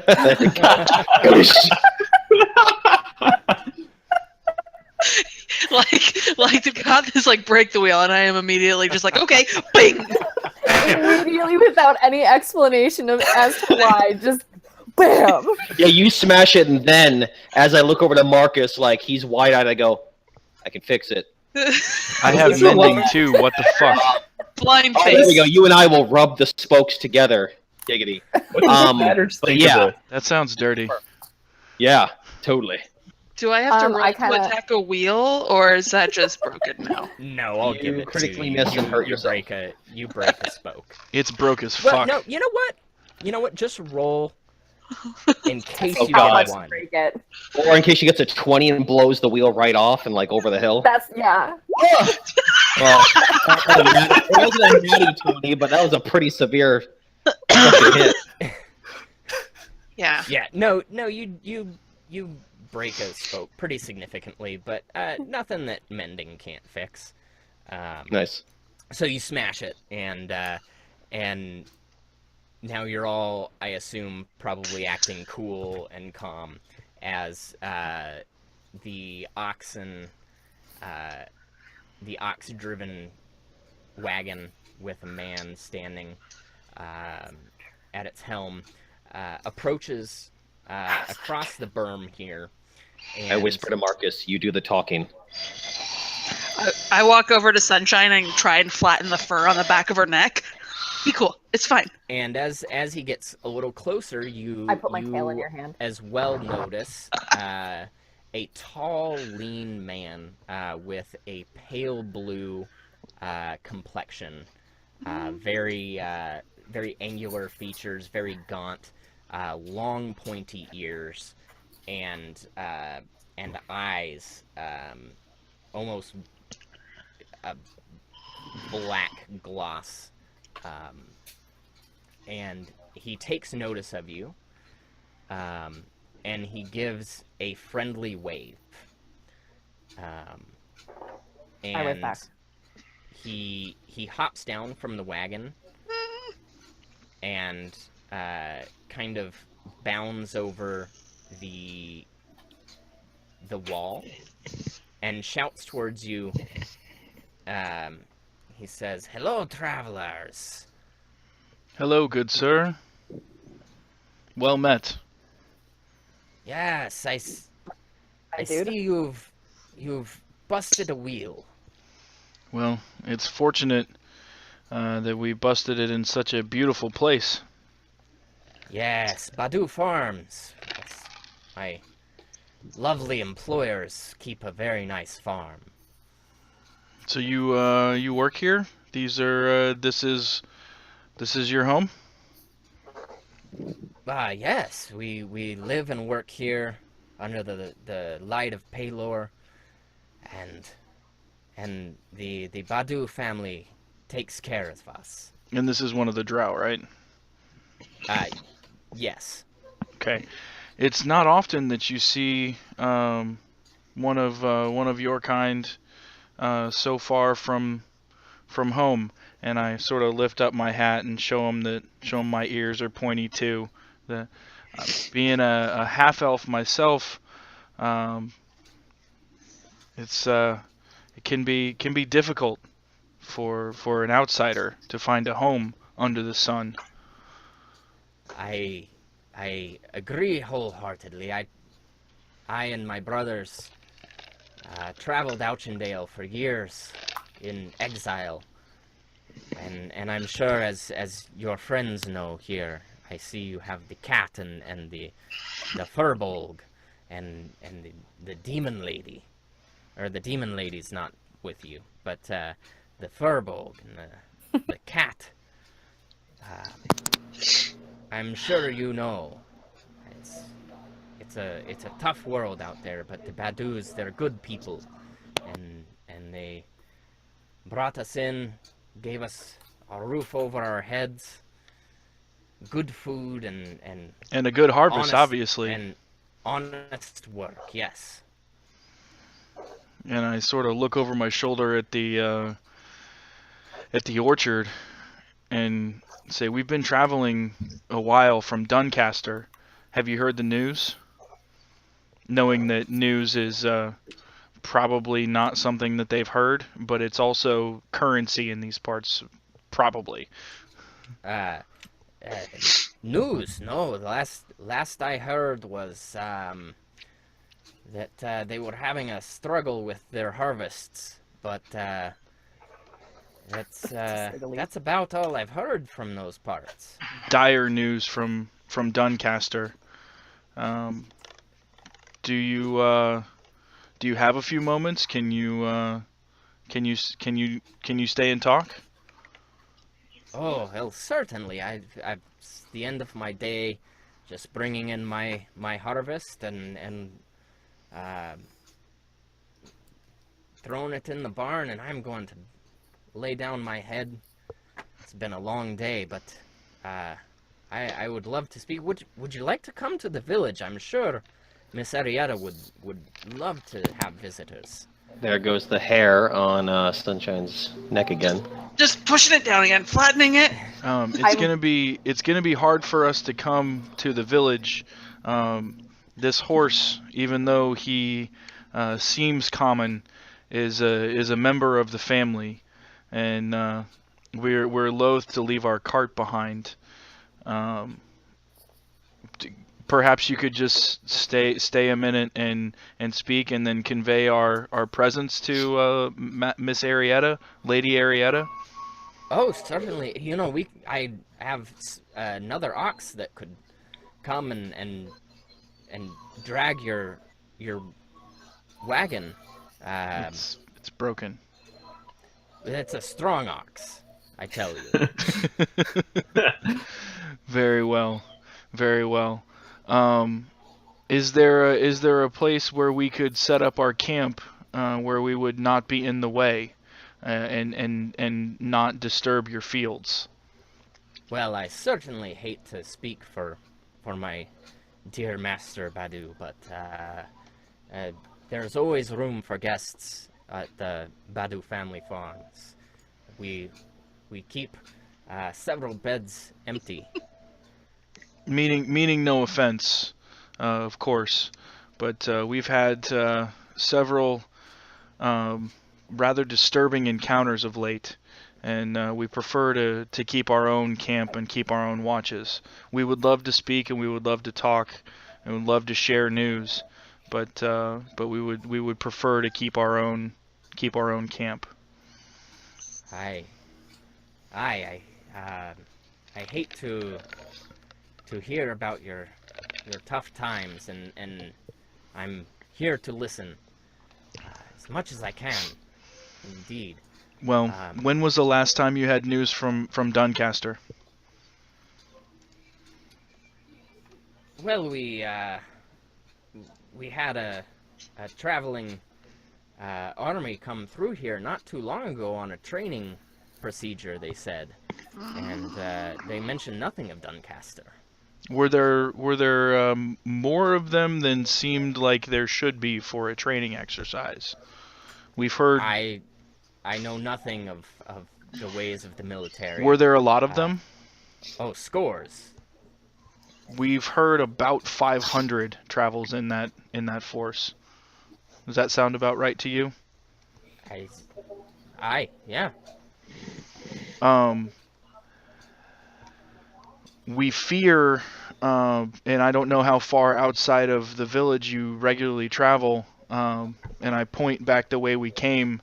There is a blight that is spreading along the road behind the army. I don't know if it's in front of them, but it's definitely where they have been. Have you seen this? Have you heard about this? I have not. I apologize. I work the fields and the orchard and go no further than that. I have no reason to. Understood. Friend, thank you for your time, and please convey our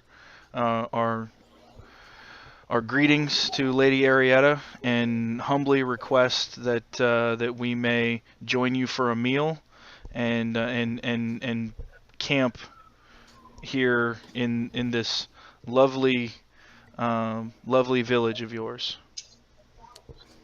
Absolutely. Let me bring my harvest in, and I will speak with the lady,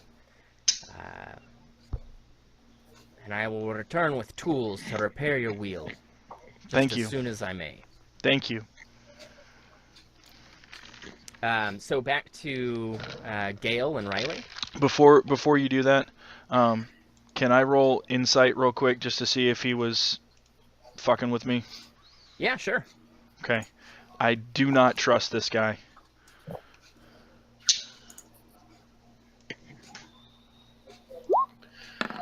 Did he say they hosted the army that came through, or they just simply saw an army that came through? He said they saw them. Okay. I still don't understand why the army wouldn't have leveled this place. So Taylor. Marcus, you don't Yeah, I guess so. you're not getting any negative vibes from him. He seems I mean, it's strange to you that a drow is so friendly. And Yeah, that is strange as fuck. I mean, he seems like he's probably charmed. So, I mean, of course, nothing really surprises you these days.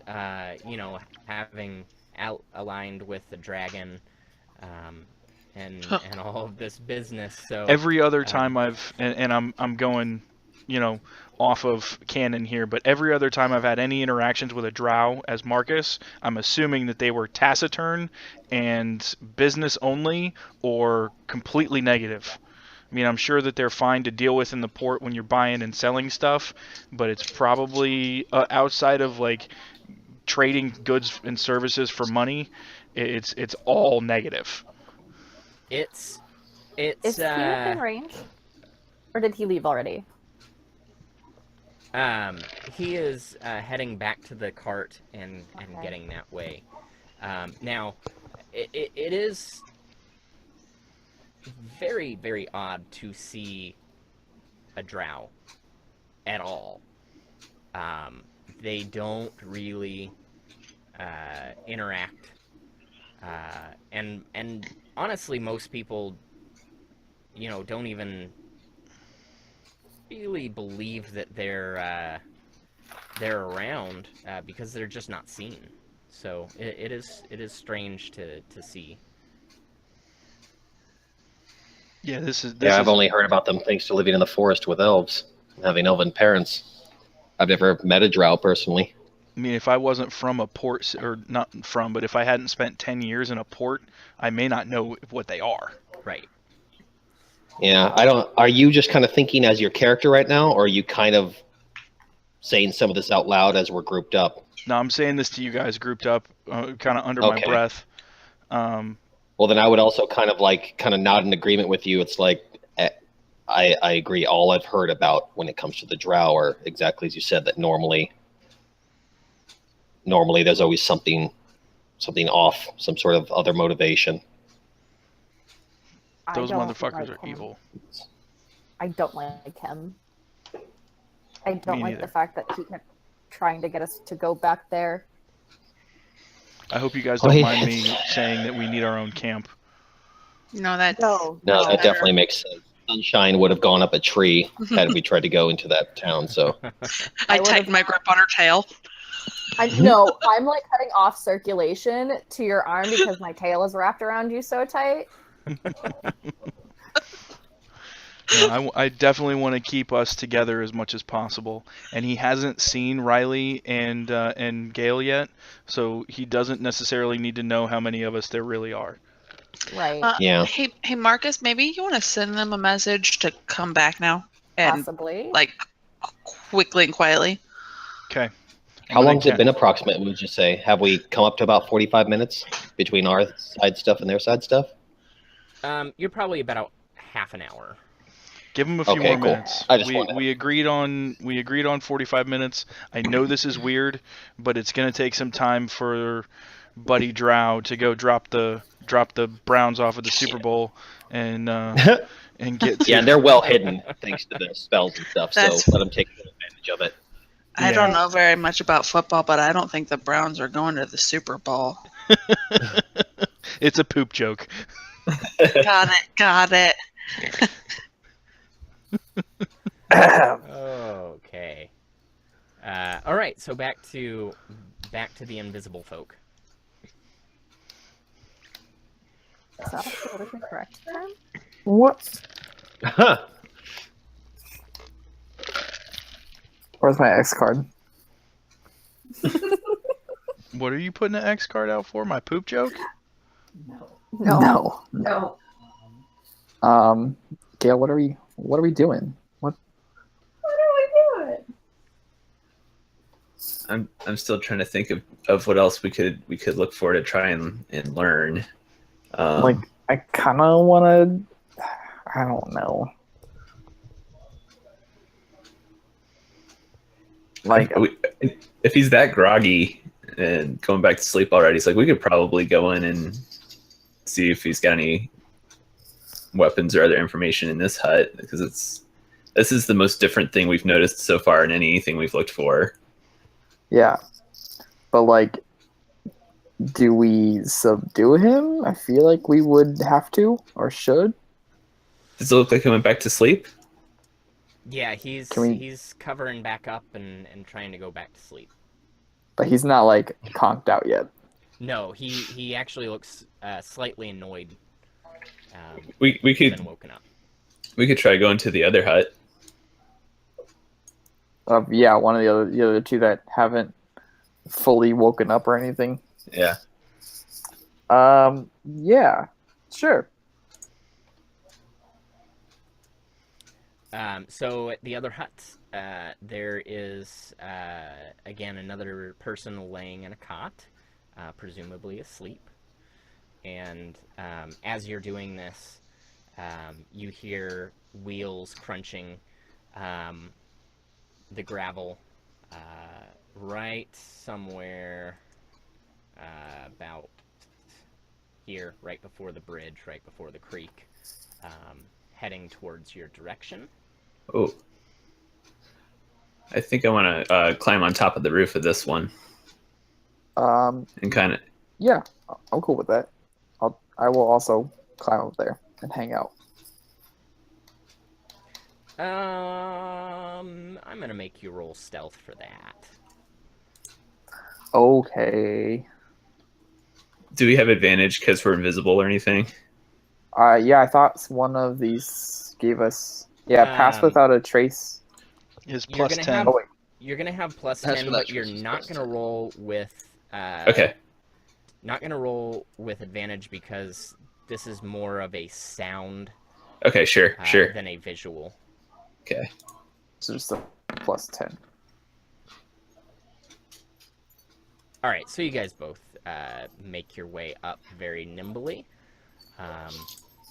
Looking out over the bridge, you see an ox toting a cart filled with wheat, and another one of the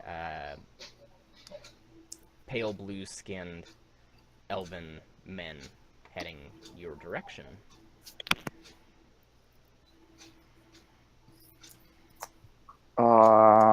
Do we just wait and see what he does, I guess? Yeah, Or, Yeah, that's what okay. I think. I want to. Yeah. So yeah, he wheels up right in front of you, and unhitches the ox, and totes him into the stable, throws down a latch and locks him where he is. Grabs a handful of the wheat that was in the wagon and actually feeds it to the ox and pets him on his nose, and then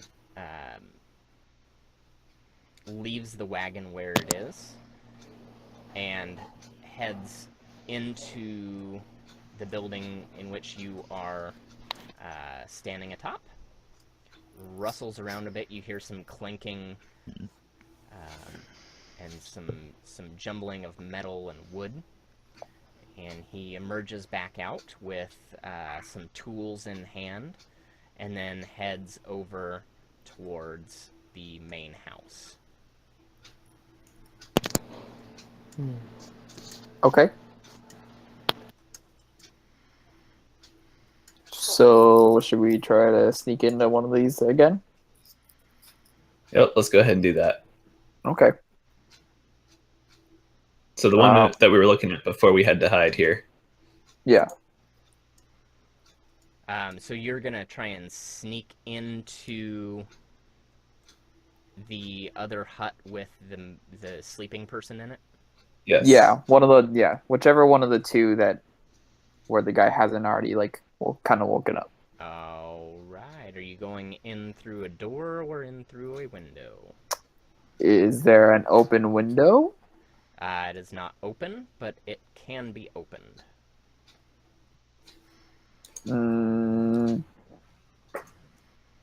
Did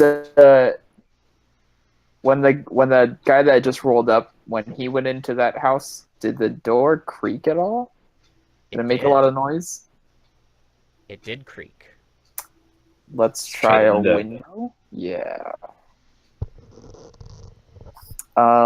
Yeah. Whatever window is not right next to the sleeping elf. There is a single window. Okay. That Well, fair. is not directly over the bed, but it's on the same wall as the bed.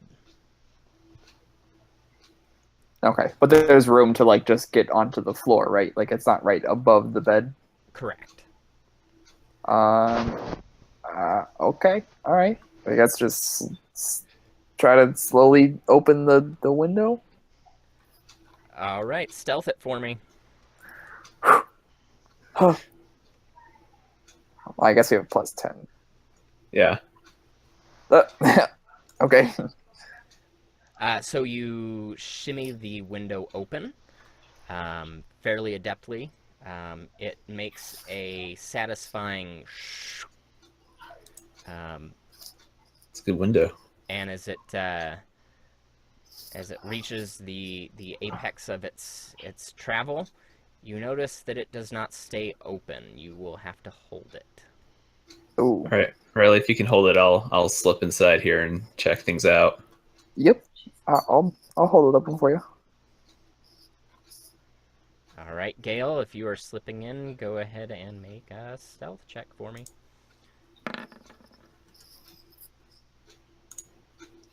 All right, you get in very nimbly, and the room is fairly dark.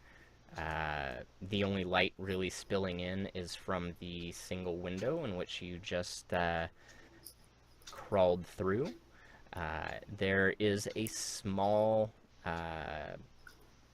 modest cot with a man sleeping on it, a small footlocker at the foot of that, and a table with 2 chairs on the other end of the room with a couple glasses or mugs and a plate with some scraps of food on it. And at the other end of the room, there appears to be another cot, an empty cot. I don't But it see looks any. like, yeah, it doesn't look like they have many possessions or there is really anything of note. It looks like, in fact, they have almost 0 worldly possessions.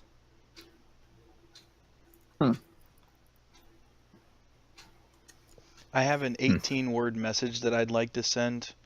My limit's 25, and there's a limit of 25 on the way back as well.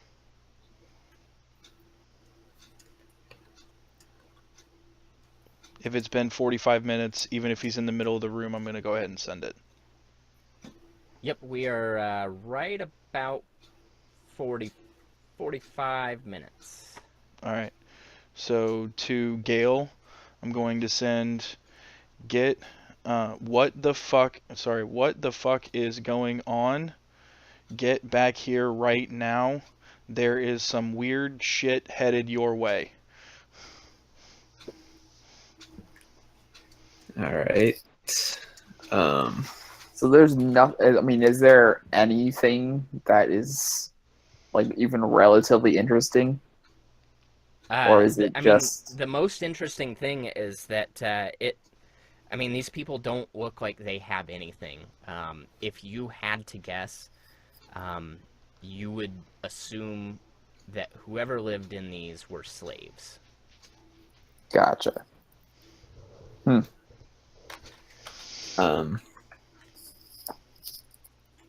So I've got a limit of 25 words. I mean, we can get back pretty quick, but let's see here. I mean, as far as I'm concerned, there's nothing in here. Like at this point, I would be kind of just giving up, and just being like, well, okay, Yeah. there's nothing here. Like literally nothing. Make a perception check. All right, perception. There you are. Nice. Gale, you hear footsteps getting very close to the shack in which you are standing in, approaching the door. Not with a hurried pace, but with a very determined and pointed pace. You can tell it's coming straight for the door. Now's a good time to slip back out that window and let it close, I think. Works for me.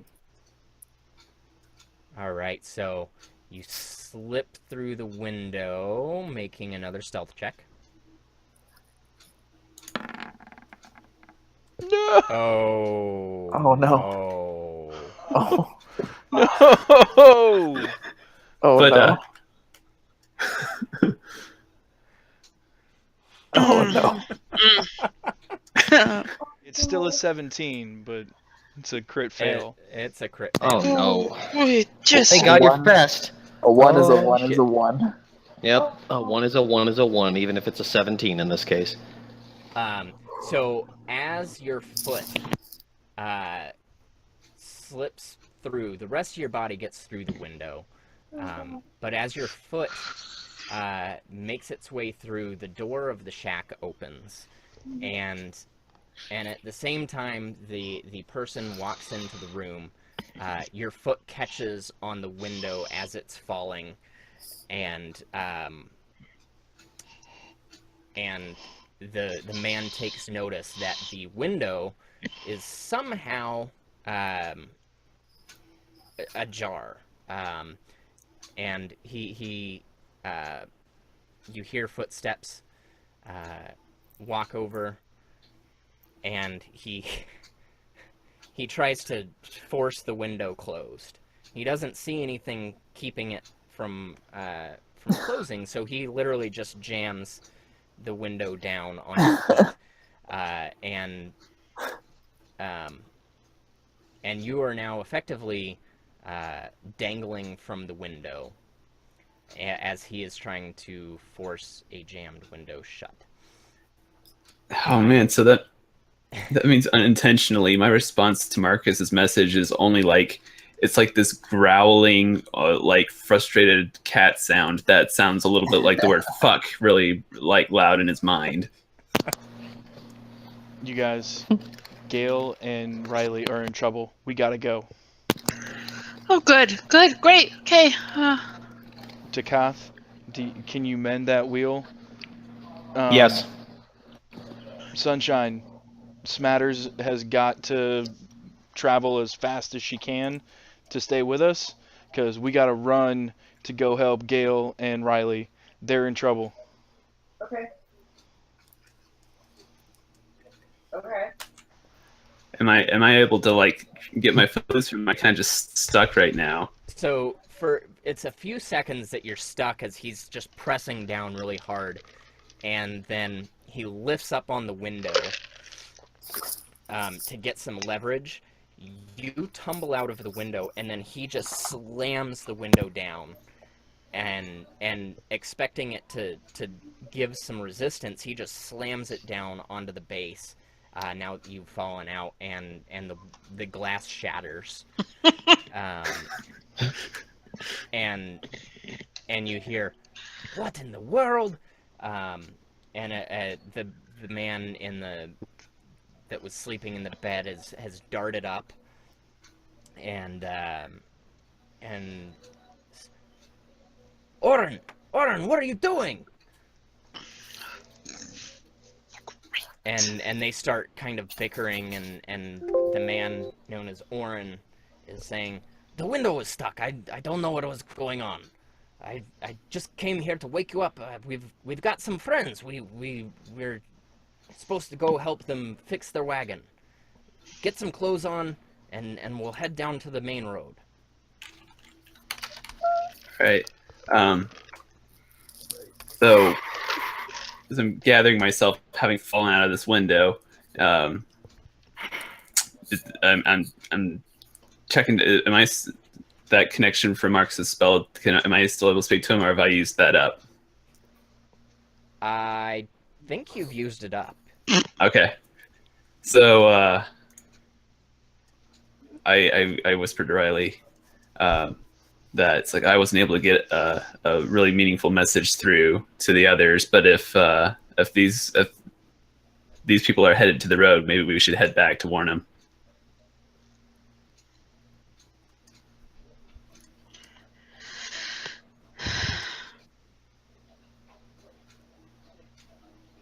I didn't hear any of that. What'd you say, Gil? I was I was whispering. I'll say it a little louder this time. It wasn't you. Don't worry. Yeah.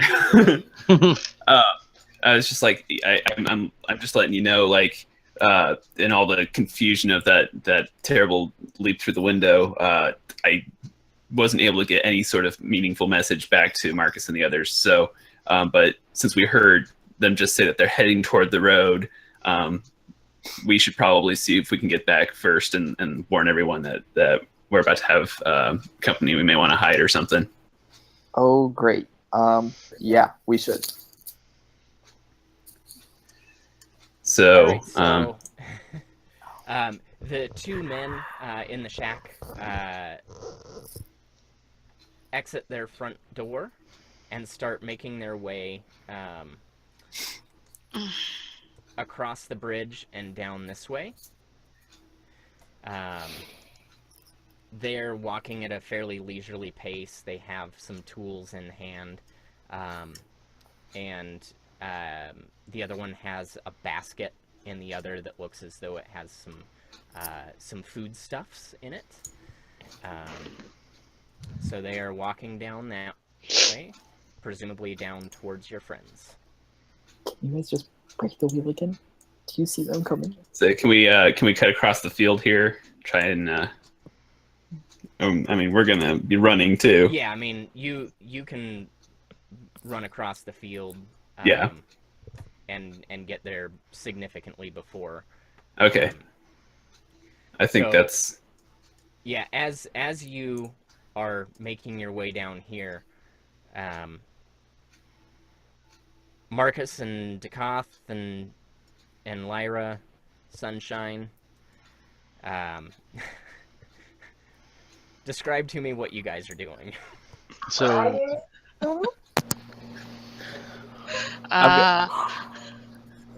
I'm just standing there holding Sunshine's tail, like kind of beating my mace on the ground, going, hurry up, hurry up, hurry up, hurry up, hurry up, hurry up.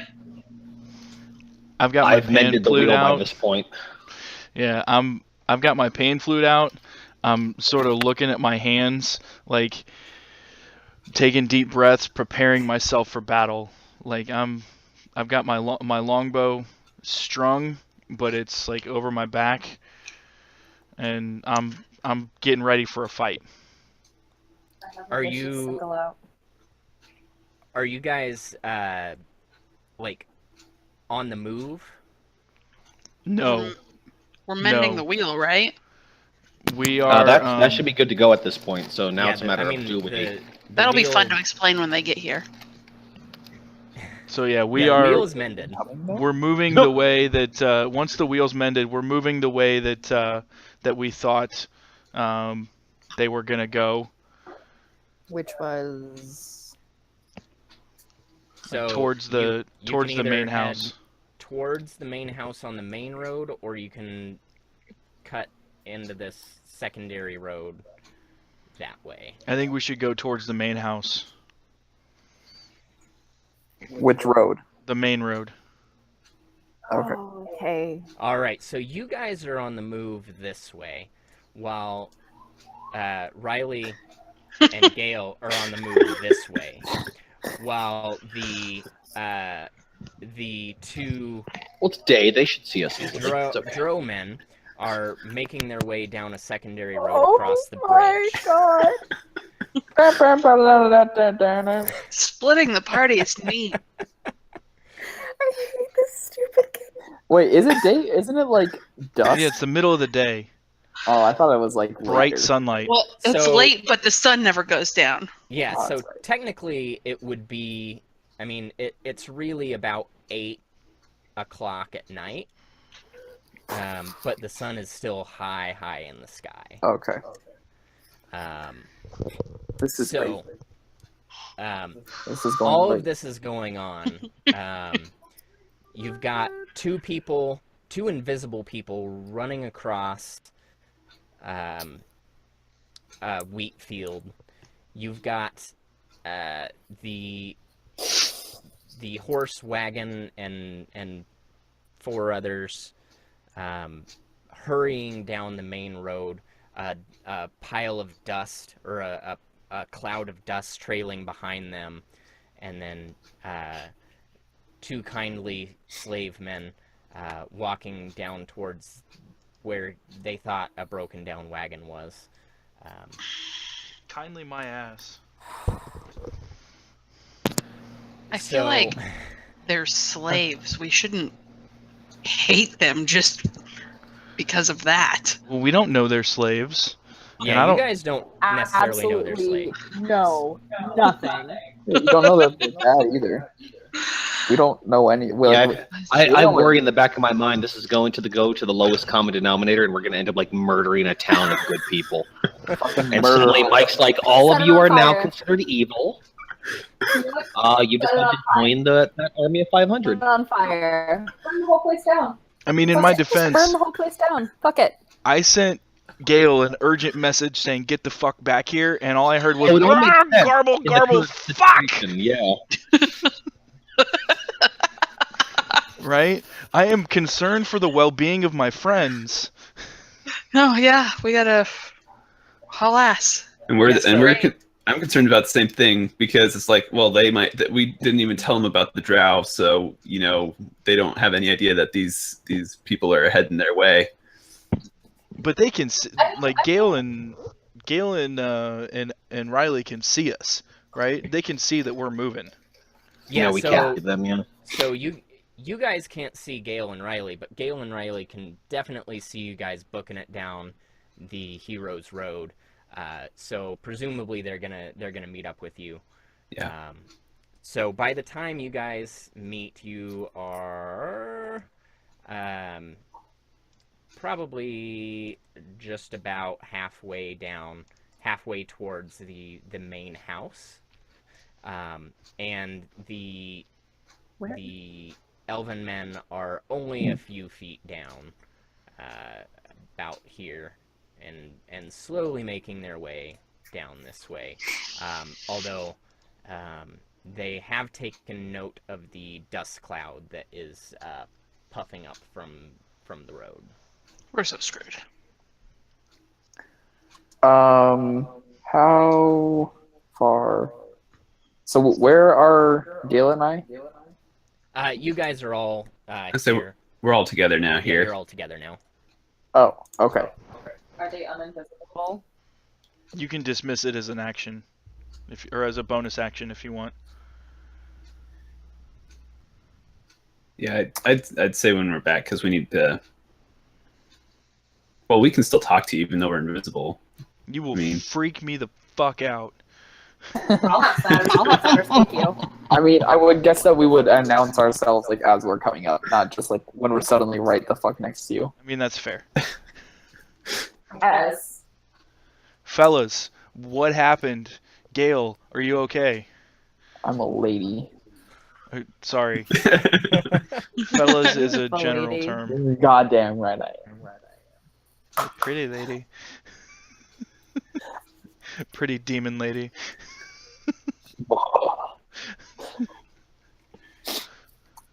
So I just relayed the story of how the bruise to my pride is probably worse than the bruise to my paw, but we just kind of it's like we didn't see anything really that unusual except for these pale people that looked a little bit like elves, and the main concern right now is actually because of that unfortunate lack of stealth. They seem to be awake and they are heading this way, so we may want to hide ourselves if we don't want them to know that we're here. There's Yeah, Was- we tried that. nowhere to hide, and we've already talked to them at this point. Was you everyone talk to still in them? the town? These blue elves? Wait, you talked to them? Yeah, we've already talked to one of them. We told them that our wheel was broken, and now it is fixed. Break it again. He said he was going to go get like. I tools for swing it. at him. There it goes. Done. No, And we're here again. Wait, we need to add to it. Did she break the same wheel? Because this is a sudden moment. Like, Damn it. Make an intelligence roll. yes, Lyra. I was like, this is a good opportunity for some fun story. God damn it. Okay, intelligence. Oh, good. Yeah, I'm great with that.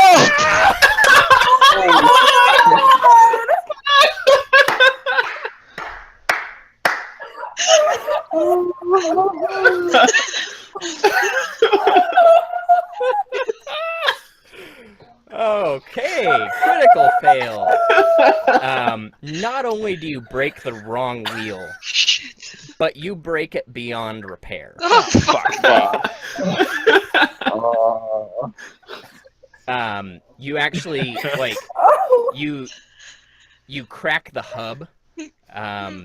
So now not only is it the wrong wheel that is broken, but whatever tools they were bringing to help you are probably not adequate to fix I this. just, I swat her with my tail.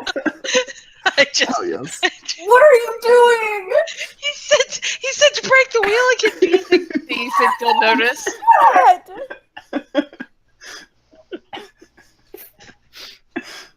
I was trying to help. Helping or hurting, Lyra? Helping or hurting? This is what I love about having both clerics playing. It's awesome. The only thing that I've done with this awesome new mace, by the way, is break wheels. Just, You walk away from this. Walk away from this wagon right now. I kind of walk away, dragging my mace sadly behind me. We will talk about this later. Oh. So, who's gonna talk us out of this one? I look at Marcus, and that's exactly what I'm thinking. I'm like, good luck. I got this, boys. Don't worry about it. See, we switched the tires, and we hit it. Not to mention you're like a football field's length down the road from where he last saw you. I can't wait for you to weave this tale. It's gonna be All right. wonderful. I am wondering, we've almost lost every element of surprise that we had. We know that they talked to him, but they still don't know necessarily about Riley and me. So maybe the two of us should try and hide very quickly again. Just so stay that What there's could go invisible. wrong? So that there's not. I mean, we don't have to go far. We can. I mean, technically, you still have Pass Without Trace up, right? I mean, wouldn't that still be less than, or is that an hour only too? Yeah, it hasn't I been think an that hour was yet. An hour. Huh? Oh, there you go. So I mean, if you guys wanted to, like. you Yeah, said. you've got about 12 minutes of Pass Without a Trace. Because if we're gonna have to be talking and explaining this wagon situation, it probably would not be helpful to suddenly have two more. Here's the thing, guys. I'm going to try and talk my way out of this. If shit goes south, circle around the back and take him out from behind. Strike to Cool. subdue, I like not to kill. Okay? Subdue, Oh. not kill. Fine. Riley, Yeah. subdue, not kill. Subdue, no kill. So, God damn it. So maybe the point comes across. how big is this tree? It's a medium-sized tree. It's Medium-sized tree. Yeah. And let's see here. Oh, that's pretty good distance away though. Yeah. What about just like on You the guys can other hide behind the side of rock. wall? Yeah, the rock wall. Would be orchard side or something. Yeah, just like, can we make it over here? Yeah. Somewhere right here? That's a double move, one action for Riley, or for Gale, right? You have 45 feet. My speed's 60 feet. Yeah. Seriously? Agility, homie. Yeah. I'm and that's without feline agility. I'm fast. Yeah. Wow. Look at you. He's a monk. Oh yeah. He's fast AF. Yeah. Fast AF. How'd you get 60 feet base walking? Riley, jump on the back of Gale, and then Gale goes. Tally ho! Dude, So yeah, I feel like that's what we're gonna do. We're gonna try and hide behind this wall here. Yeah. that's not I double feel like- move. That's like that's That- not No, dash? that's my Nope. regular move. He's a monk. Fuck me. That's awesome.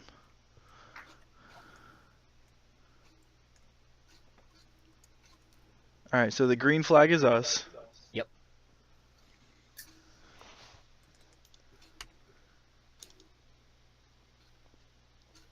Oh, so you're still middle of the road, yeah.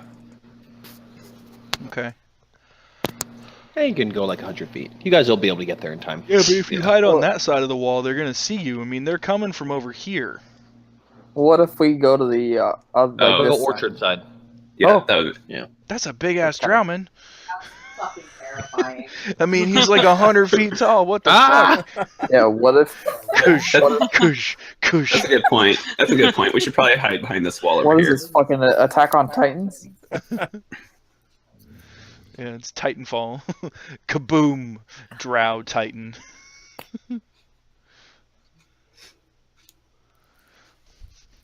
Alright, so this side of the wall. Go, Hide- go, go, hiding- go, go, hiding go, there. go, go, go. All right, y'all go hide. I'm gonna step out. Uh, Real quick. so Real quick. Yep. Are these guys like intelligent or like Or how's their wisdom Listen, per se? you can't just ask that. I I can base it off of looks and how they talk. Okay. yeah, I mean, from Just your wait, interaction with them, with the one earlier, he was perfectly intelligent. You know, seemed really nice and like he could talk with people. Just because they're drow doesn't make them dumb. That's racist. Literally.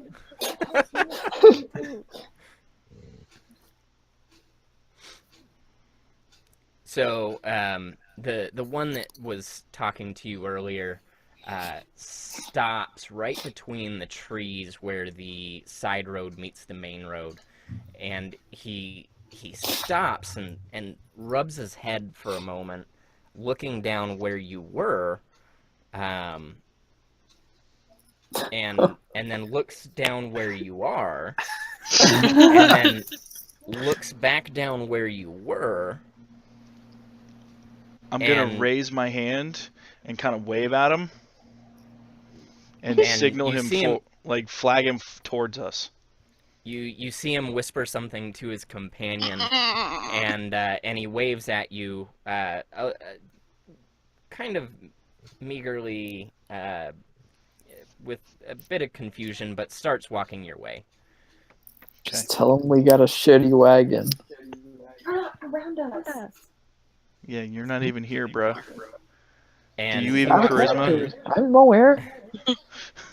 He walks up and greets you. He says, "I must have had a long day because I could have swore you had a broken wagon down that way."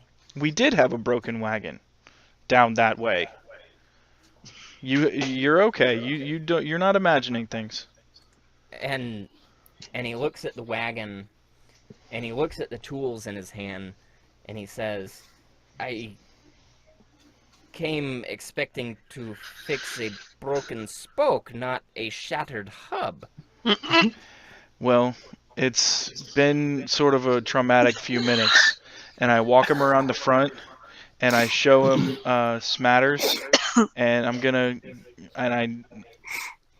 gonna look at Sunshine, and I'm gonna put my hand palm down and sort of go towards Smatters with my hand towards her nose, and obviously she's docile and whatever, but I'm gonna say that Very what? slyly. Not it matters very slyly. And Slyly. I'm gonna say our horse got spooked. I'm not sure exactly what happened. There are only a very few things that could have spooked her that bad, but she ran as though she were petrified, and this has never happened before. She's not easily scared, but there must have been something that came out of nowhere and startled her. It was all we could do to get her calmed down. I even had to play her a little song on my flute, and I bring out my flute, and I'm gonna start a performance to show them how I had to calm her down. So, performance.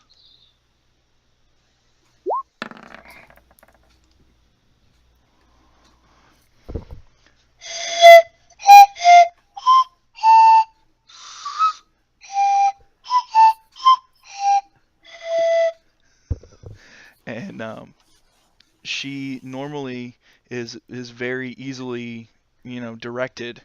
The only thing that could scare her is spiders. Do you have, knowing that this didn't happen at all, but do you have you had any problems with overly large spiders around here? I can't say that I have, and may I say you're quite the talented musician. I've not heard tunes quite so beautiful in a very long while. Manfred does do a bit on the lute, but it's nothing compared to that glorious pan flute. But you must forgive me. Did your horse scare the wheel off of the one side and onto the other? Because I swear it was on Yes. the other side of the wagon that was busted. And maybe it was just a long day on the field. But spiders. No spiders around here. Okay, I'm gonna use a cue. I have a place cue. My place cue that I wrote down is about home. Our home always had a warm fire and a meal for anyone that came to dinner. Our mother, while she was alive, made our house a home. And the reason I picked this one is because I'm going to try to convince them to forget about the wagon and let us bring Smatters and leave the wagon behind, and take her to the stables and bring us in for a meeting with the lady, right? Because obviously this wagon isn't going anywhere. Yeah, great. Go ahead and make a Persuasion. Yep. with advantage. Persuasion with advantage. That's what I was going for. So basically, what I'm going to tell them is just that, that don't worry about the wheel. Our horse is so scared. I would really appreciate it if we could make use of your stables to give her a brush down and maybe rest her for the night while we camp. Again, we'd really like to meet with your lady and share a meal and spread some news. So let me click on persuasion.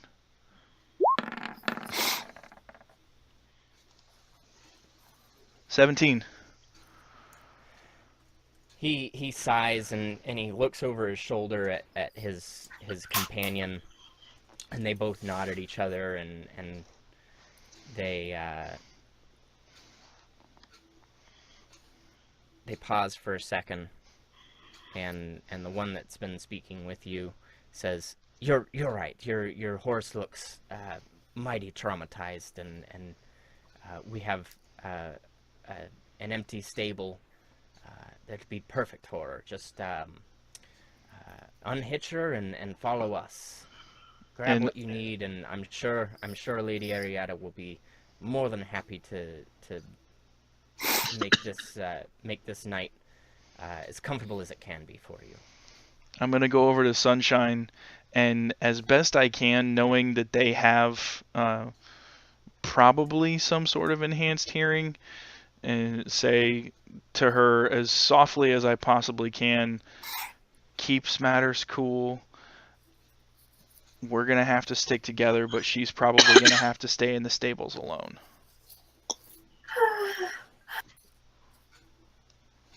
Okay. She'll be safe, I promise. If he's not safe, He's not it's your head. What's that? Not safe. safe. It's your head. Okay. She's gonna kill you, is what she's saying. Oh God. Okay. Damn. Okay. Well, I'm trusting you. I apologize. I have not introduced myself. I am Oren. This is my brother Darren. Darren, Oren, well met. I'm Marcus. And these are my friends. I'm not pleasure going to to meet introduce them on purpose. Like, I'm not going to give their names. It's a pleasure to meet you all, and I will humbly and gladly welcome you to the Badu Family Farms. Follow us, and we will get you situated. So you guys make your way up the main road towards this side road here. While we're walking, I'm going to kind of put my hand on Dakoth's shoulder and say, whatever senses you have, whatever druidry you can muster, this doesn't feel right. I'll be keeping all of my senses open while we're here, that's for sure. While we're walking, I walk next to Sunshine, but I don't hold her tail because I think she's mad at me. I put my tail in your hand. Oh, I probably owe Marcus a giant thank you. Yes, you do. You can buy me a fish when we get to town.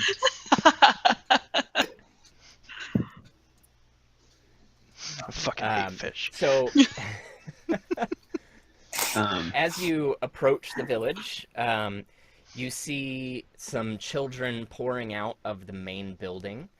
A few of the adults are meandering about in what would be described maybe as the town square, although it's not a town and it's not square.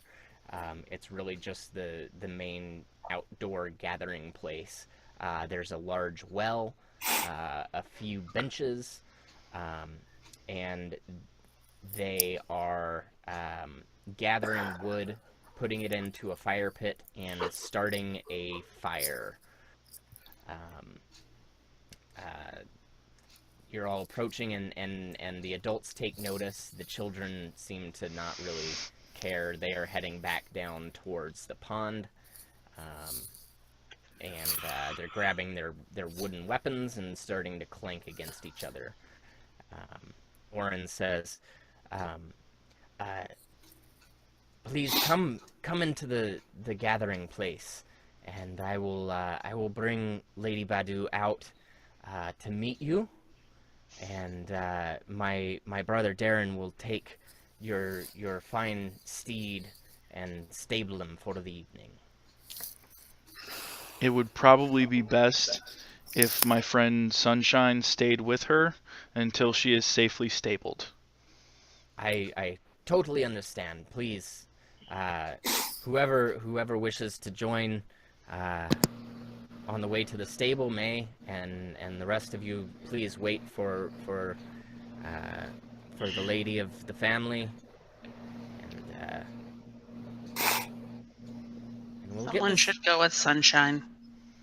I'm gonna look at Gale. You should probably go with Sunshine. Gail's not with us, right? No, Gale and Riley are not with you. Yeah. Gale and Riley are not with us. Okay. They're still hiding. Fuck. Long then. No. Might give me a chance to see if there's anything going on over at the stable. Sounds good. Pick up anything. That way both of you have a cleric with you. Yeah. All right, so Gale and Riley, what are you doing now that you see them? The situation has been diffused, and they are heading towards the village.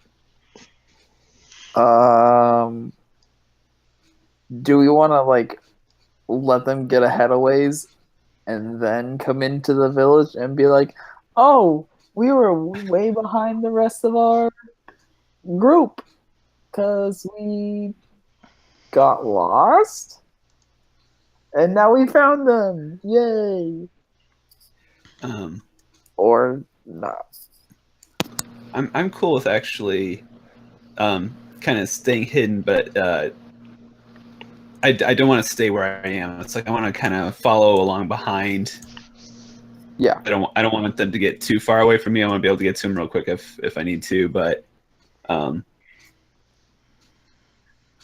so I guess as they're going in this way, as I can find places to hide. I guess the biggest danger is being found by the kids or something. But I think I still want to try and maintain what little element of surprise I can. I'm cool with that. Okay. So how far behind are you sticking? They're Pretty about- much. I do. I mean, they've made their way into here, so they're right in the middle of the three main houses. How about? Want to be like by this tree or closer? Yeah, Or, I was gonna say the tree or the hills, maybe. like over here, or these hills, Or those hills. or those hills. Or these hills. What's the situation back here? Did we see this earlier when we were scouting out? That is the beginning of some foothills. There's a little bit of like a small vegetable garden over here, but it's mostly just hills. Let's say, would we be able to find a spot in the hills there?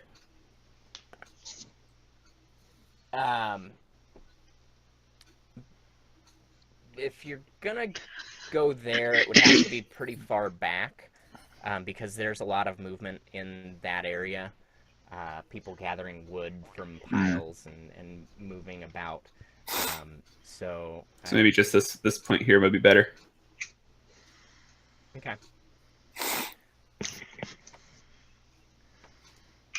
All right. So Darren leads Smatters and company over to the stables. It's definitely Smatters and Company, and not Sunshine and Dekoth. It's Smatters is the front man of this band. Or That's true. front horse. 100%. On the Smatters way and the there, Wheel Smashers. on the New way band It should name. actually just be the name of our party, Smatters and Company. Agreed. Darren is quiet. He doesn't say much. And while Oren seemed very friendly and open to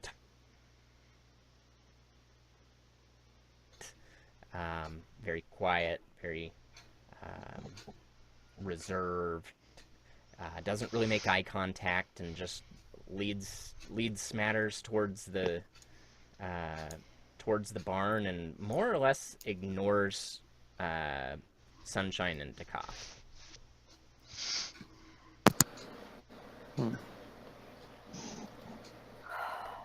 Orin has headed inside to the main house, leaving Marcus and Lyra.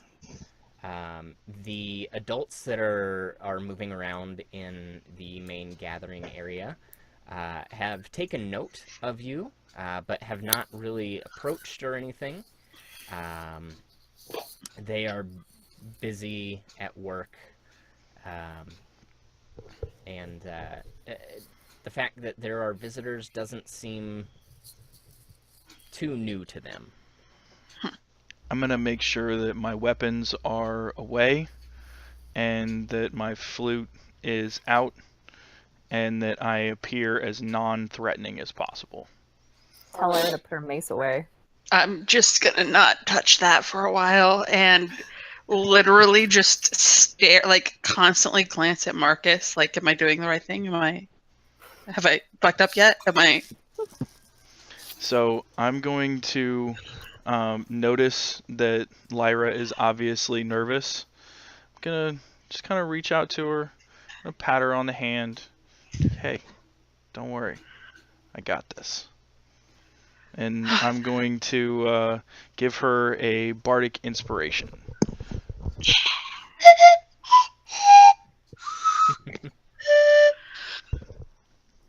With that, I'm gonna relax a little bit. I can do this. It's fine. We got this. All right, so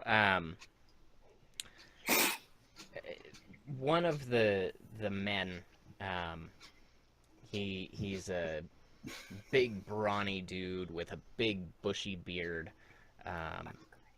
bright red hair. Walks up to you both, and he puts a hand on Marcus's shoulder, and then a hand on Lyra's shoulder. You feel a strength there, and he says, "Hello, welcome. What brings you to our great farm?" We're travelers from Doncaster. Well met, sir. My name is Marcus.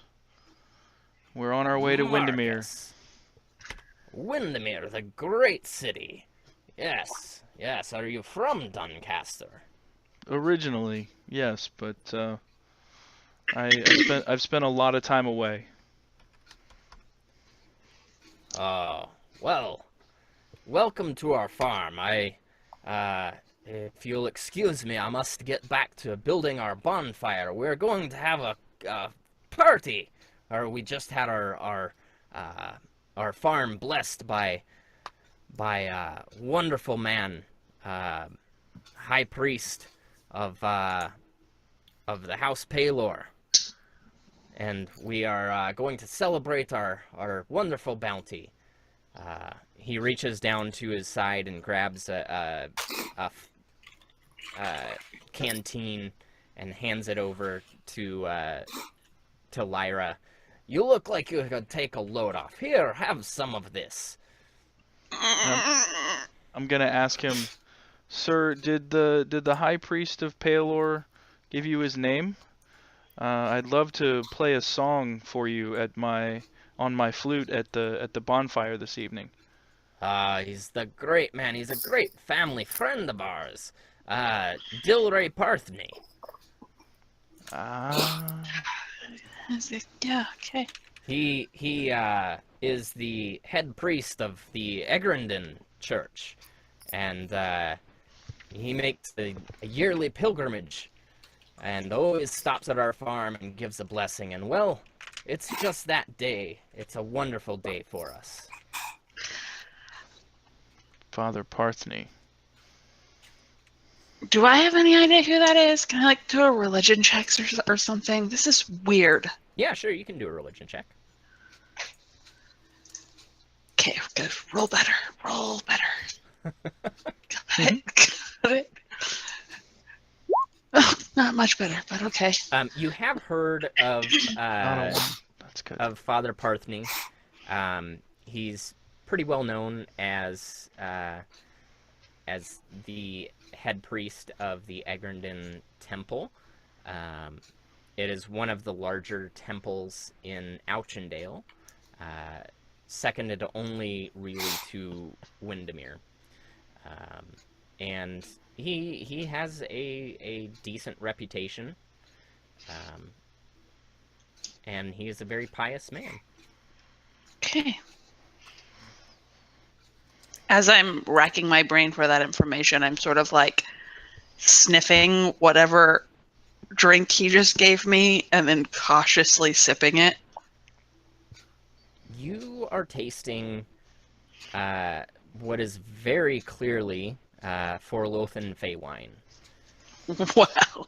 And the second it touches really even the second you smell it, you recognize it as that, and it is very fine Forlothan Fey wine, to be exact. Fancy as fuck. Got it. Well, I'm just gonna keep drinking it then. He gave it to me. I've already failed miserably, so. I'm so worried. Gale may have something to say about that. I know, it's too bad I'm not with you to warn you about the effects of this wine. Shit will fuck you up. Yeah. Yeah. So go ahead and make a Constitution saving throw. Yes.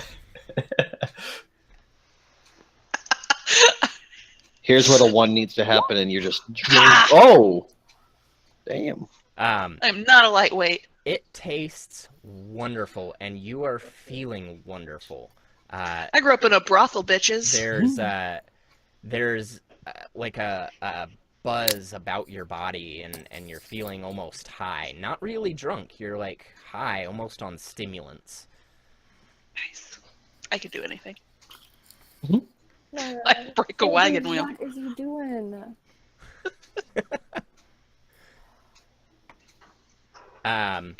So back to Smatters & Co. Darren unlatches the one remaining stable at the barn, and ushers Smatters in,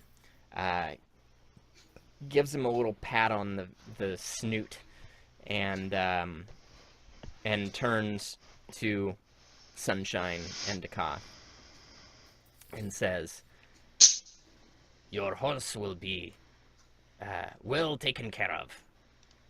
You may join your friends, or you may stay here at the barn, but the food will be much better over there." Please don't touch my horse. Is oh, sorry, never mind. Sunshine, you're so approachable for a cleric. When it comes to the matters of Smatters, wow.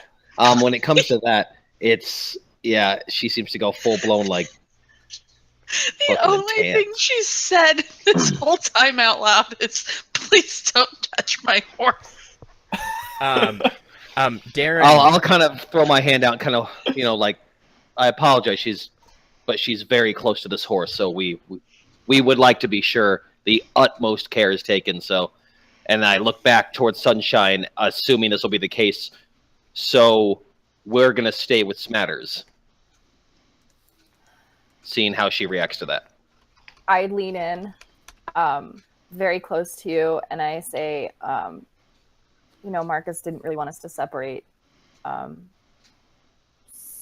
So we should. That's true. So Probably. we're gonna stay with Smatters a moment longer, but that's the house you said to go to. Yep. So Darren looks over you two as you're kind of whispering at each other, and he leans in and he says, "I can tell you have a bond with this horse. I can relate. He motions over to one of the horses in the stable. It's a pure black, super lean stallion, and he says, "That is my dear friend Glamours." And glamours and smatters. Wait, does Sunshine hate all other horses except for Smatters, or is that just Absolutely. Chelsea? No, I mean Sunshine originally hated all horses too. But she's still it's still only Smatters. So it just keeps getting better for her. Good. Yeah, oh yeah. Say Chelsea definitely hates all other horses. Darren says, "I would be heartbroken if anything happened to my Glamours. So, do what you must, but I promise you with my my honor, I will protect your steed as though he were mine." I'm trusting you on this. If not gonna threaten him. Not gonna threaten him. Nope, not gonna do it. I'll just He do it. he actually walks up to you, Sunshine, and he leans in very close up to your ear, and he says, "If you go towards the house, be wary." And he backs away really quickly and back into the stable. Excuse me. Seems maybe that mutual horse love caused him to maybe give us a little heads up, I don't know or at least to you. So he's gone, right? Did he just kind of like back away into like the shadows of the stables? Yeah, I mean, he backed away, and he makes it pretty clear with his body language he doesn't really want to talk anymore. You can push the issue, if you would care to. I cast Zone of Truth. Or you could do that. I That's cast cool. Zone of Truth. Ain't fucking around. Yes! Okay, hold on. Give me a second.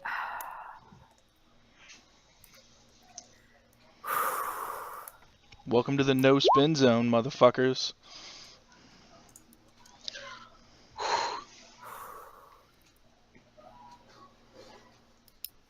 So he has to make a charisma saving throw. Okie dokie.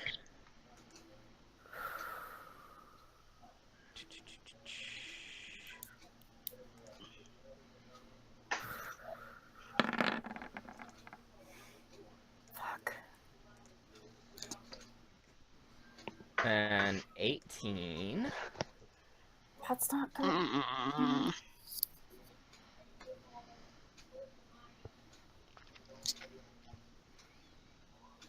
All right.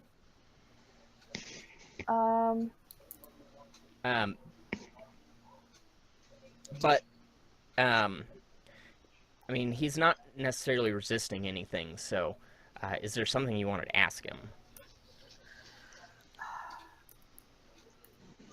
What do you mean? Be wary.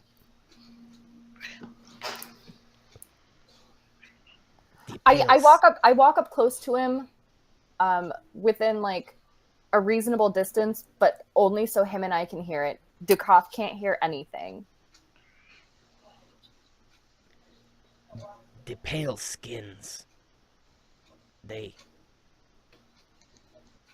He looks around kind of scared and timidly. They don't know that they don't know. Do you understand? They don't know.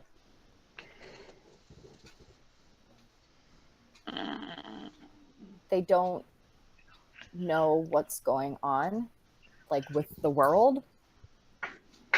They are oblivious. So watch what we say. Just watch it. Okay. He takes a deep breath and he says,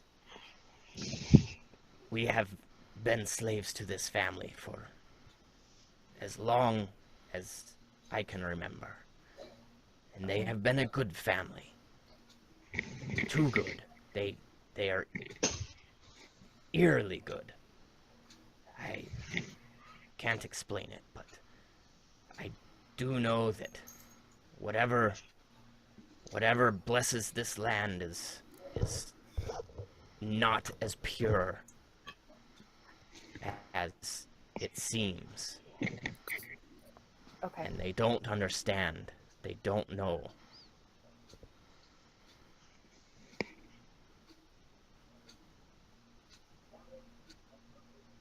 Give him a feather. Thank you. He takes the feather and he holds it up to his head and he bows and kind of brushes it against the bridge of his nose. I will take care of your steed. I bow to him. Thank you.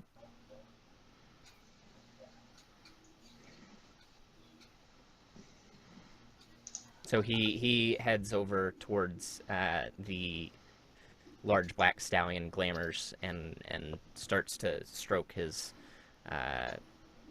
nose, grabs an apple and starts feeding it to him, and tries to act as though nothing happened at all.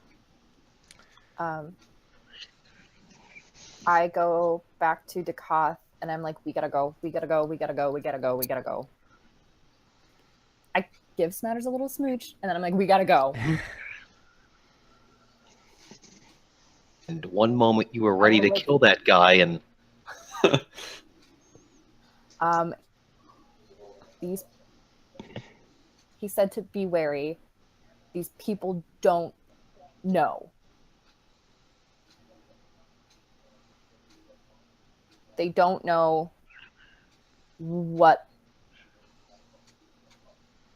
Give me a second. They don't know what is going on in the world, basically. They just don't know. They don't get it.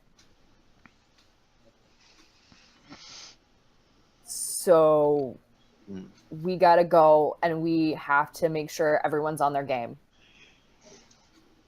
I'll trust your lead. You sound like you certainly know more about this situation than the rest of us do at this moment. We gotta go. Let's go meet up. And we do that Cool. too. We'll head towards the house then, it sounds like. Yep. Go meet up with everybody else. But act cool. Be cool. Everybody I be walk cool. with a This is a certain amount of revelry. swagger. Like, just Too cool. totally Mm, unnatural. wrong. Too cool. That charisma being 0 really hurts me. Do the Pat McAfee millionaire walk.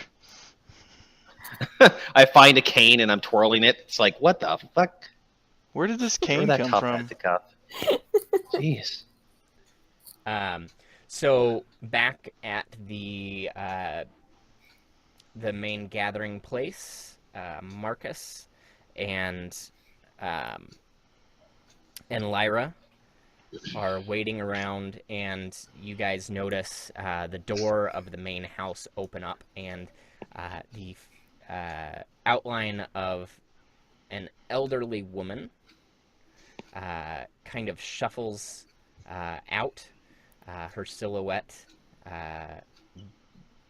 fades into an actual image of a very roughly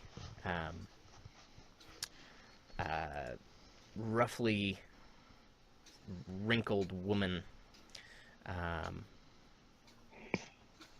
It's clear that this woman has seen many years under the sun of Auchendale. Her chocolate-colored skin is clean but rough. Mm, as she chocolate. makes her way towards you. And she holds up her hands in a welcoming motion, and she says, "I see we have visitors. Welcome, welcome." I'm glad to be Or- received so openly. We did Orin not. told me there were more of you. What? There's only 2 of you.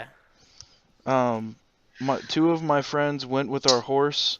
She was very scared. They went with her and Darren to the stables to get her settled down for hopefully not too long. But one of the wheels on our wagon has been completely broken and will need to be replaced. So Orin, Whatever could have scared your horse so terribly? I do declare. I'm not sure what she saw, but the only other time she's reacted like that, it was a very large spider.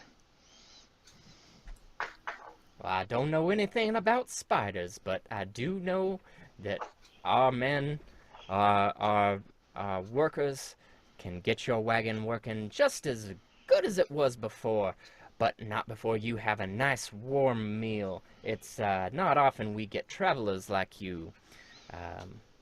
Thank you very much for your hospitality. We spoke with one of your men. He seemed very, very strong, and he was kind enough to share his wine with my companion. And I tap Lyra on the back very lightly. The other 2 should be back presently. Can we go inside? We have news from Doncaster. Oh, sure. You must have been talking to Borko. He is my behemoth of a man that chops wood and moves things about the farm. He's a wonderful boy. He's been with us for quite Does a while. all those manly things. Oh, yeah, he's wonderful. But yeah, let's wait for your friends and we'll head on in. We've got some leftover boar that you are more than welcome to enjoy. Excellent. He said something when we were talking about the farm being blessed and that there was going to be a bonfire and a gathering this evening. Why, yes. Father Parthney came through with his annual pilgrimage, and they blessed our farm as they always do. It seems to be very blessed. This your wheat and your apples are at the height of excellence. I'm not sure exactly what that was supposed to mean. Sorry, but they seem to be flourishing, unlike some of the other places that we've passed through. Have you traveled beyond the boundaries of your farm in the past few weeks? Oh, I'm an old woman. I don't travel much past the steps of that big house there. Have any of except your have any of your men gone beyond the beyond side of the house? Only towards Hull Cove. Okay. Every couple weeks we send someone on towards Hull Cove and get our fish and other trade goods. We don't head towards the central part of the country too much. I'm gonna approach her closely and lower my voice and ask her, did they mention anything about a blight along the road? Oh, they didn't. They just mentioned it was a very hot summer and a lot of the other crops were not necessarily as fruitful as ours. So on the road from Doncaster, all along the side of the road, and not much outside of it, but definitely along the road, there's a blight that has come and is killing the plants and the growths along the hero's road, and it's black and we don't know what it is, but it's all along the road between here and Doncaster. That's quite terrible indeed. I count myself one under Palor's light that my farm has not been stricken by that. I've heard of some blights being striking the countries many years ago, but haven't heard of it recently, so that's very worrying. What kind of blights came before? I've been out on a... just stories. Stories from years and years ago. Okay. Yeah, before my time, but bards, they like to come sing about the time of the dragons, whatever that was. I wasn't alive back then, and no one was here either, so I just know them as stories. It was a bad time when crops didn't grow, and well, count ourselves lucky it's not like that right now, right? I hear you. And then I'm gonna look over and see Sunshine and Dakath. Ah, here are my friends. Come, let's go inside. Very well. Come. So, I'm gonna offer them both wine as we walk inside. I'm gonna decline gently, but I'll decline. I reach the glass way up to the cough, I just put it over my head.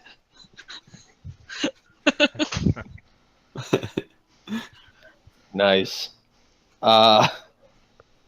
What the hell? I'll take a little sip. Little- Just a sip. Just a sip. All right. We'll let it slide. I figured just to be nice to my friend here, but yeah, I know what this shit can do too. I was assume there if that I night. offer it to Sunshine that she just whacks me with her tail, so... It could happen. All right. So she totes you guys inside, leads you guys in there, over to Riley and Gale. Oh boy. So did we see them go into that other that house? Yes. Is there anyone else out and about, or? Yeah, there's the same few people. They've got the fire started. Okay. Oh right. Things are starting to dance, and they've moved on, kind of arranging logs and benches around the fire pit, and generally just getting the gathering place all set up for a party. Party. I don't know, Gail. What do you want to do? You want to just keep hanging out? Well, so we could either try and stay hidden. If in that case, I'd probably want to move closer again, or we could try,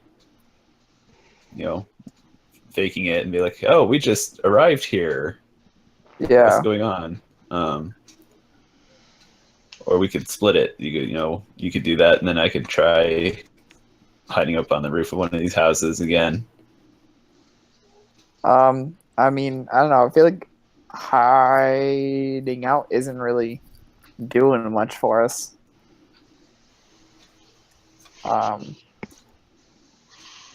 So I kind of think meeting up with the others would be a good idea.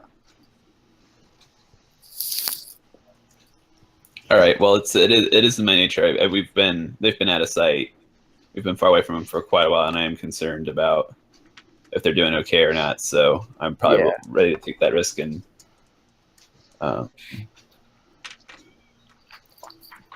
yeah. But I don't know if we should backtrack and then walk in, or if we should just suddenly appear. I'm not sure how to. As a monk, sweet talking the people about why I suddenly showed up is probably not my strongest suit. Yeah. Same. I'm gonna say same. But I mean, I mean, like, where are they in the like mess hall building? That's the big one. Yeah, they've made their way into the main building. And where's this party at? It's in the courtyard basically, so it's in between. So just like right in the in the between middle there. the 3 buildings. Okay. I mean, it'd be kind of hard to like sneak into the building. We'd have to probably like backtrack, you know, all the way around and around and around. I feel All like those we kids should. out there. Yeah. Maybe we should just bluff it. I can lead us in, and I'll just say loudly, "Hey, I think that smell of the boar was coming from this direction." Sure. We'll just tell them that we're travelers, and I'm following my nose. I mean, I was thinking we should go with hey, we were catching up with our friends, and Okay. the rest of our company. And we know they were traveling down this road, and That's more straightforward. Let's do that. yeah, I mean, it's not lying. It's Technically. Tabaxi. Yeah. Yeah.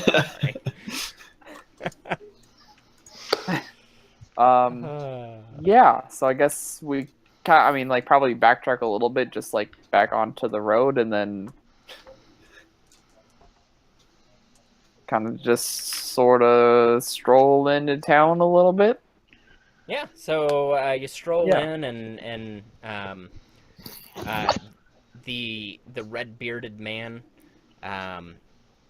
throws down a log and gives you a hearty wave and says, "Welcome, what brings you here?"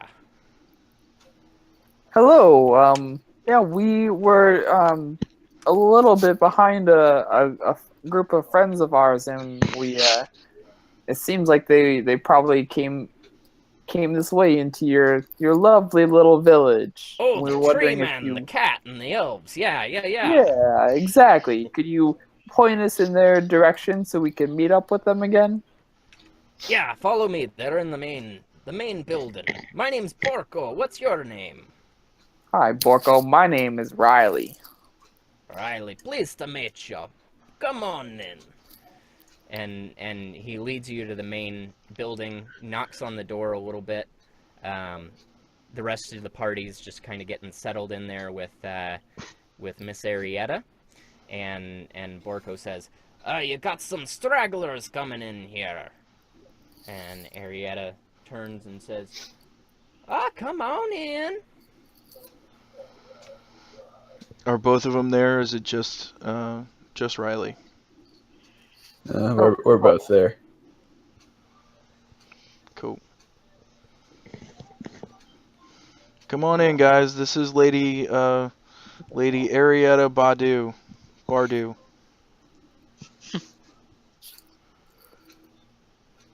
Welcome you all to the Badu family farm.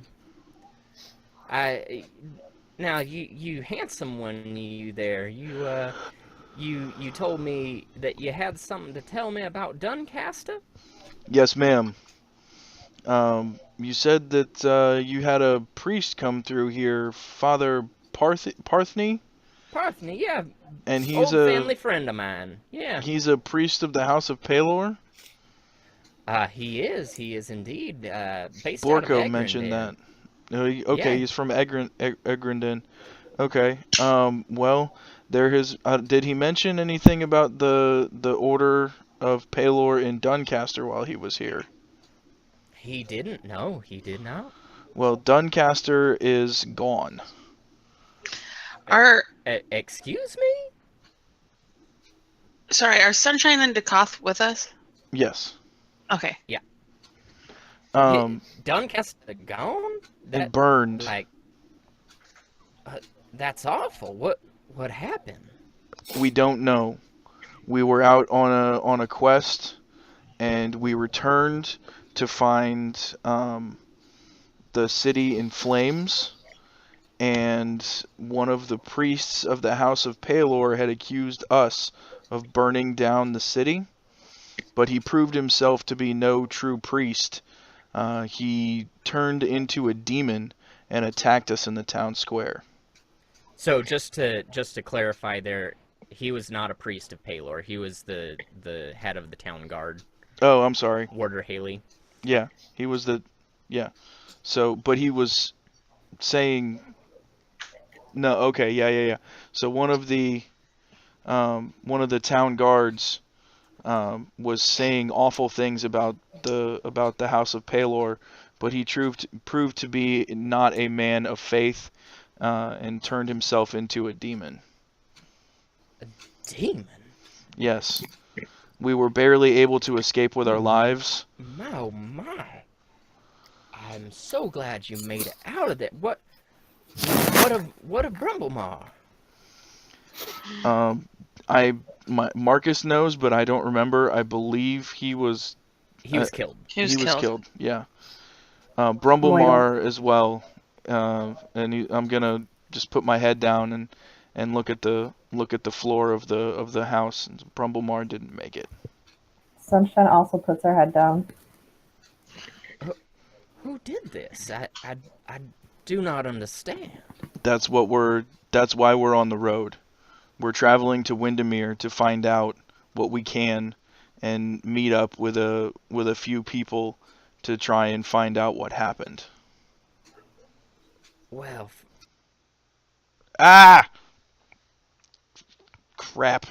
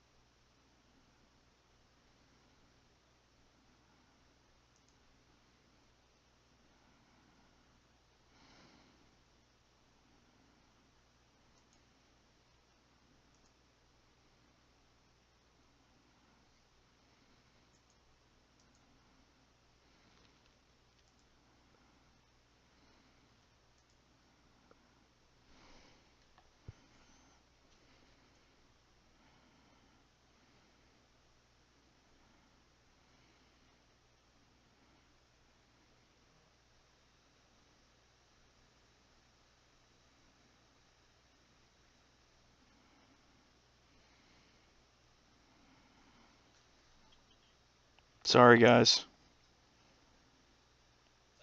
My window just completely closed.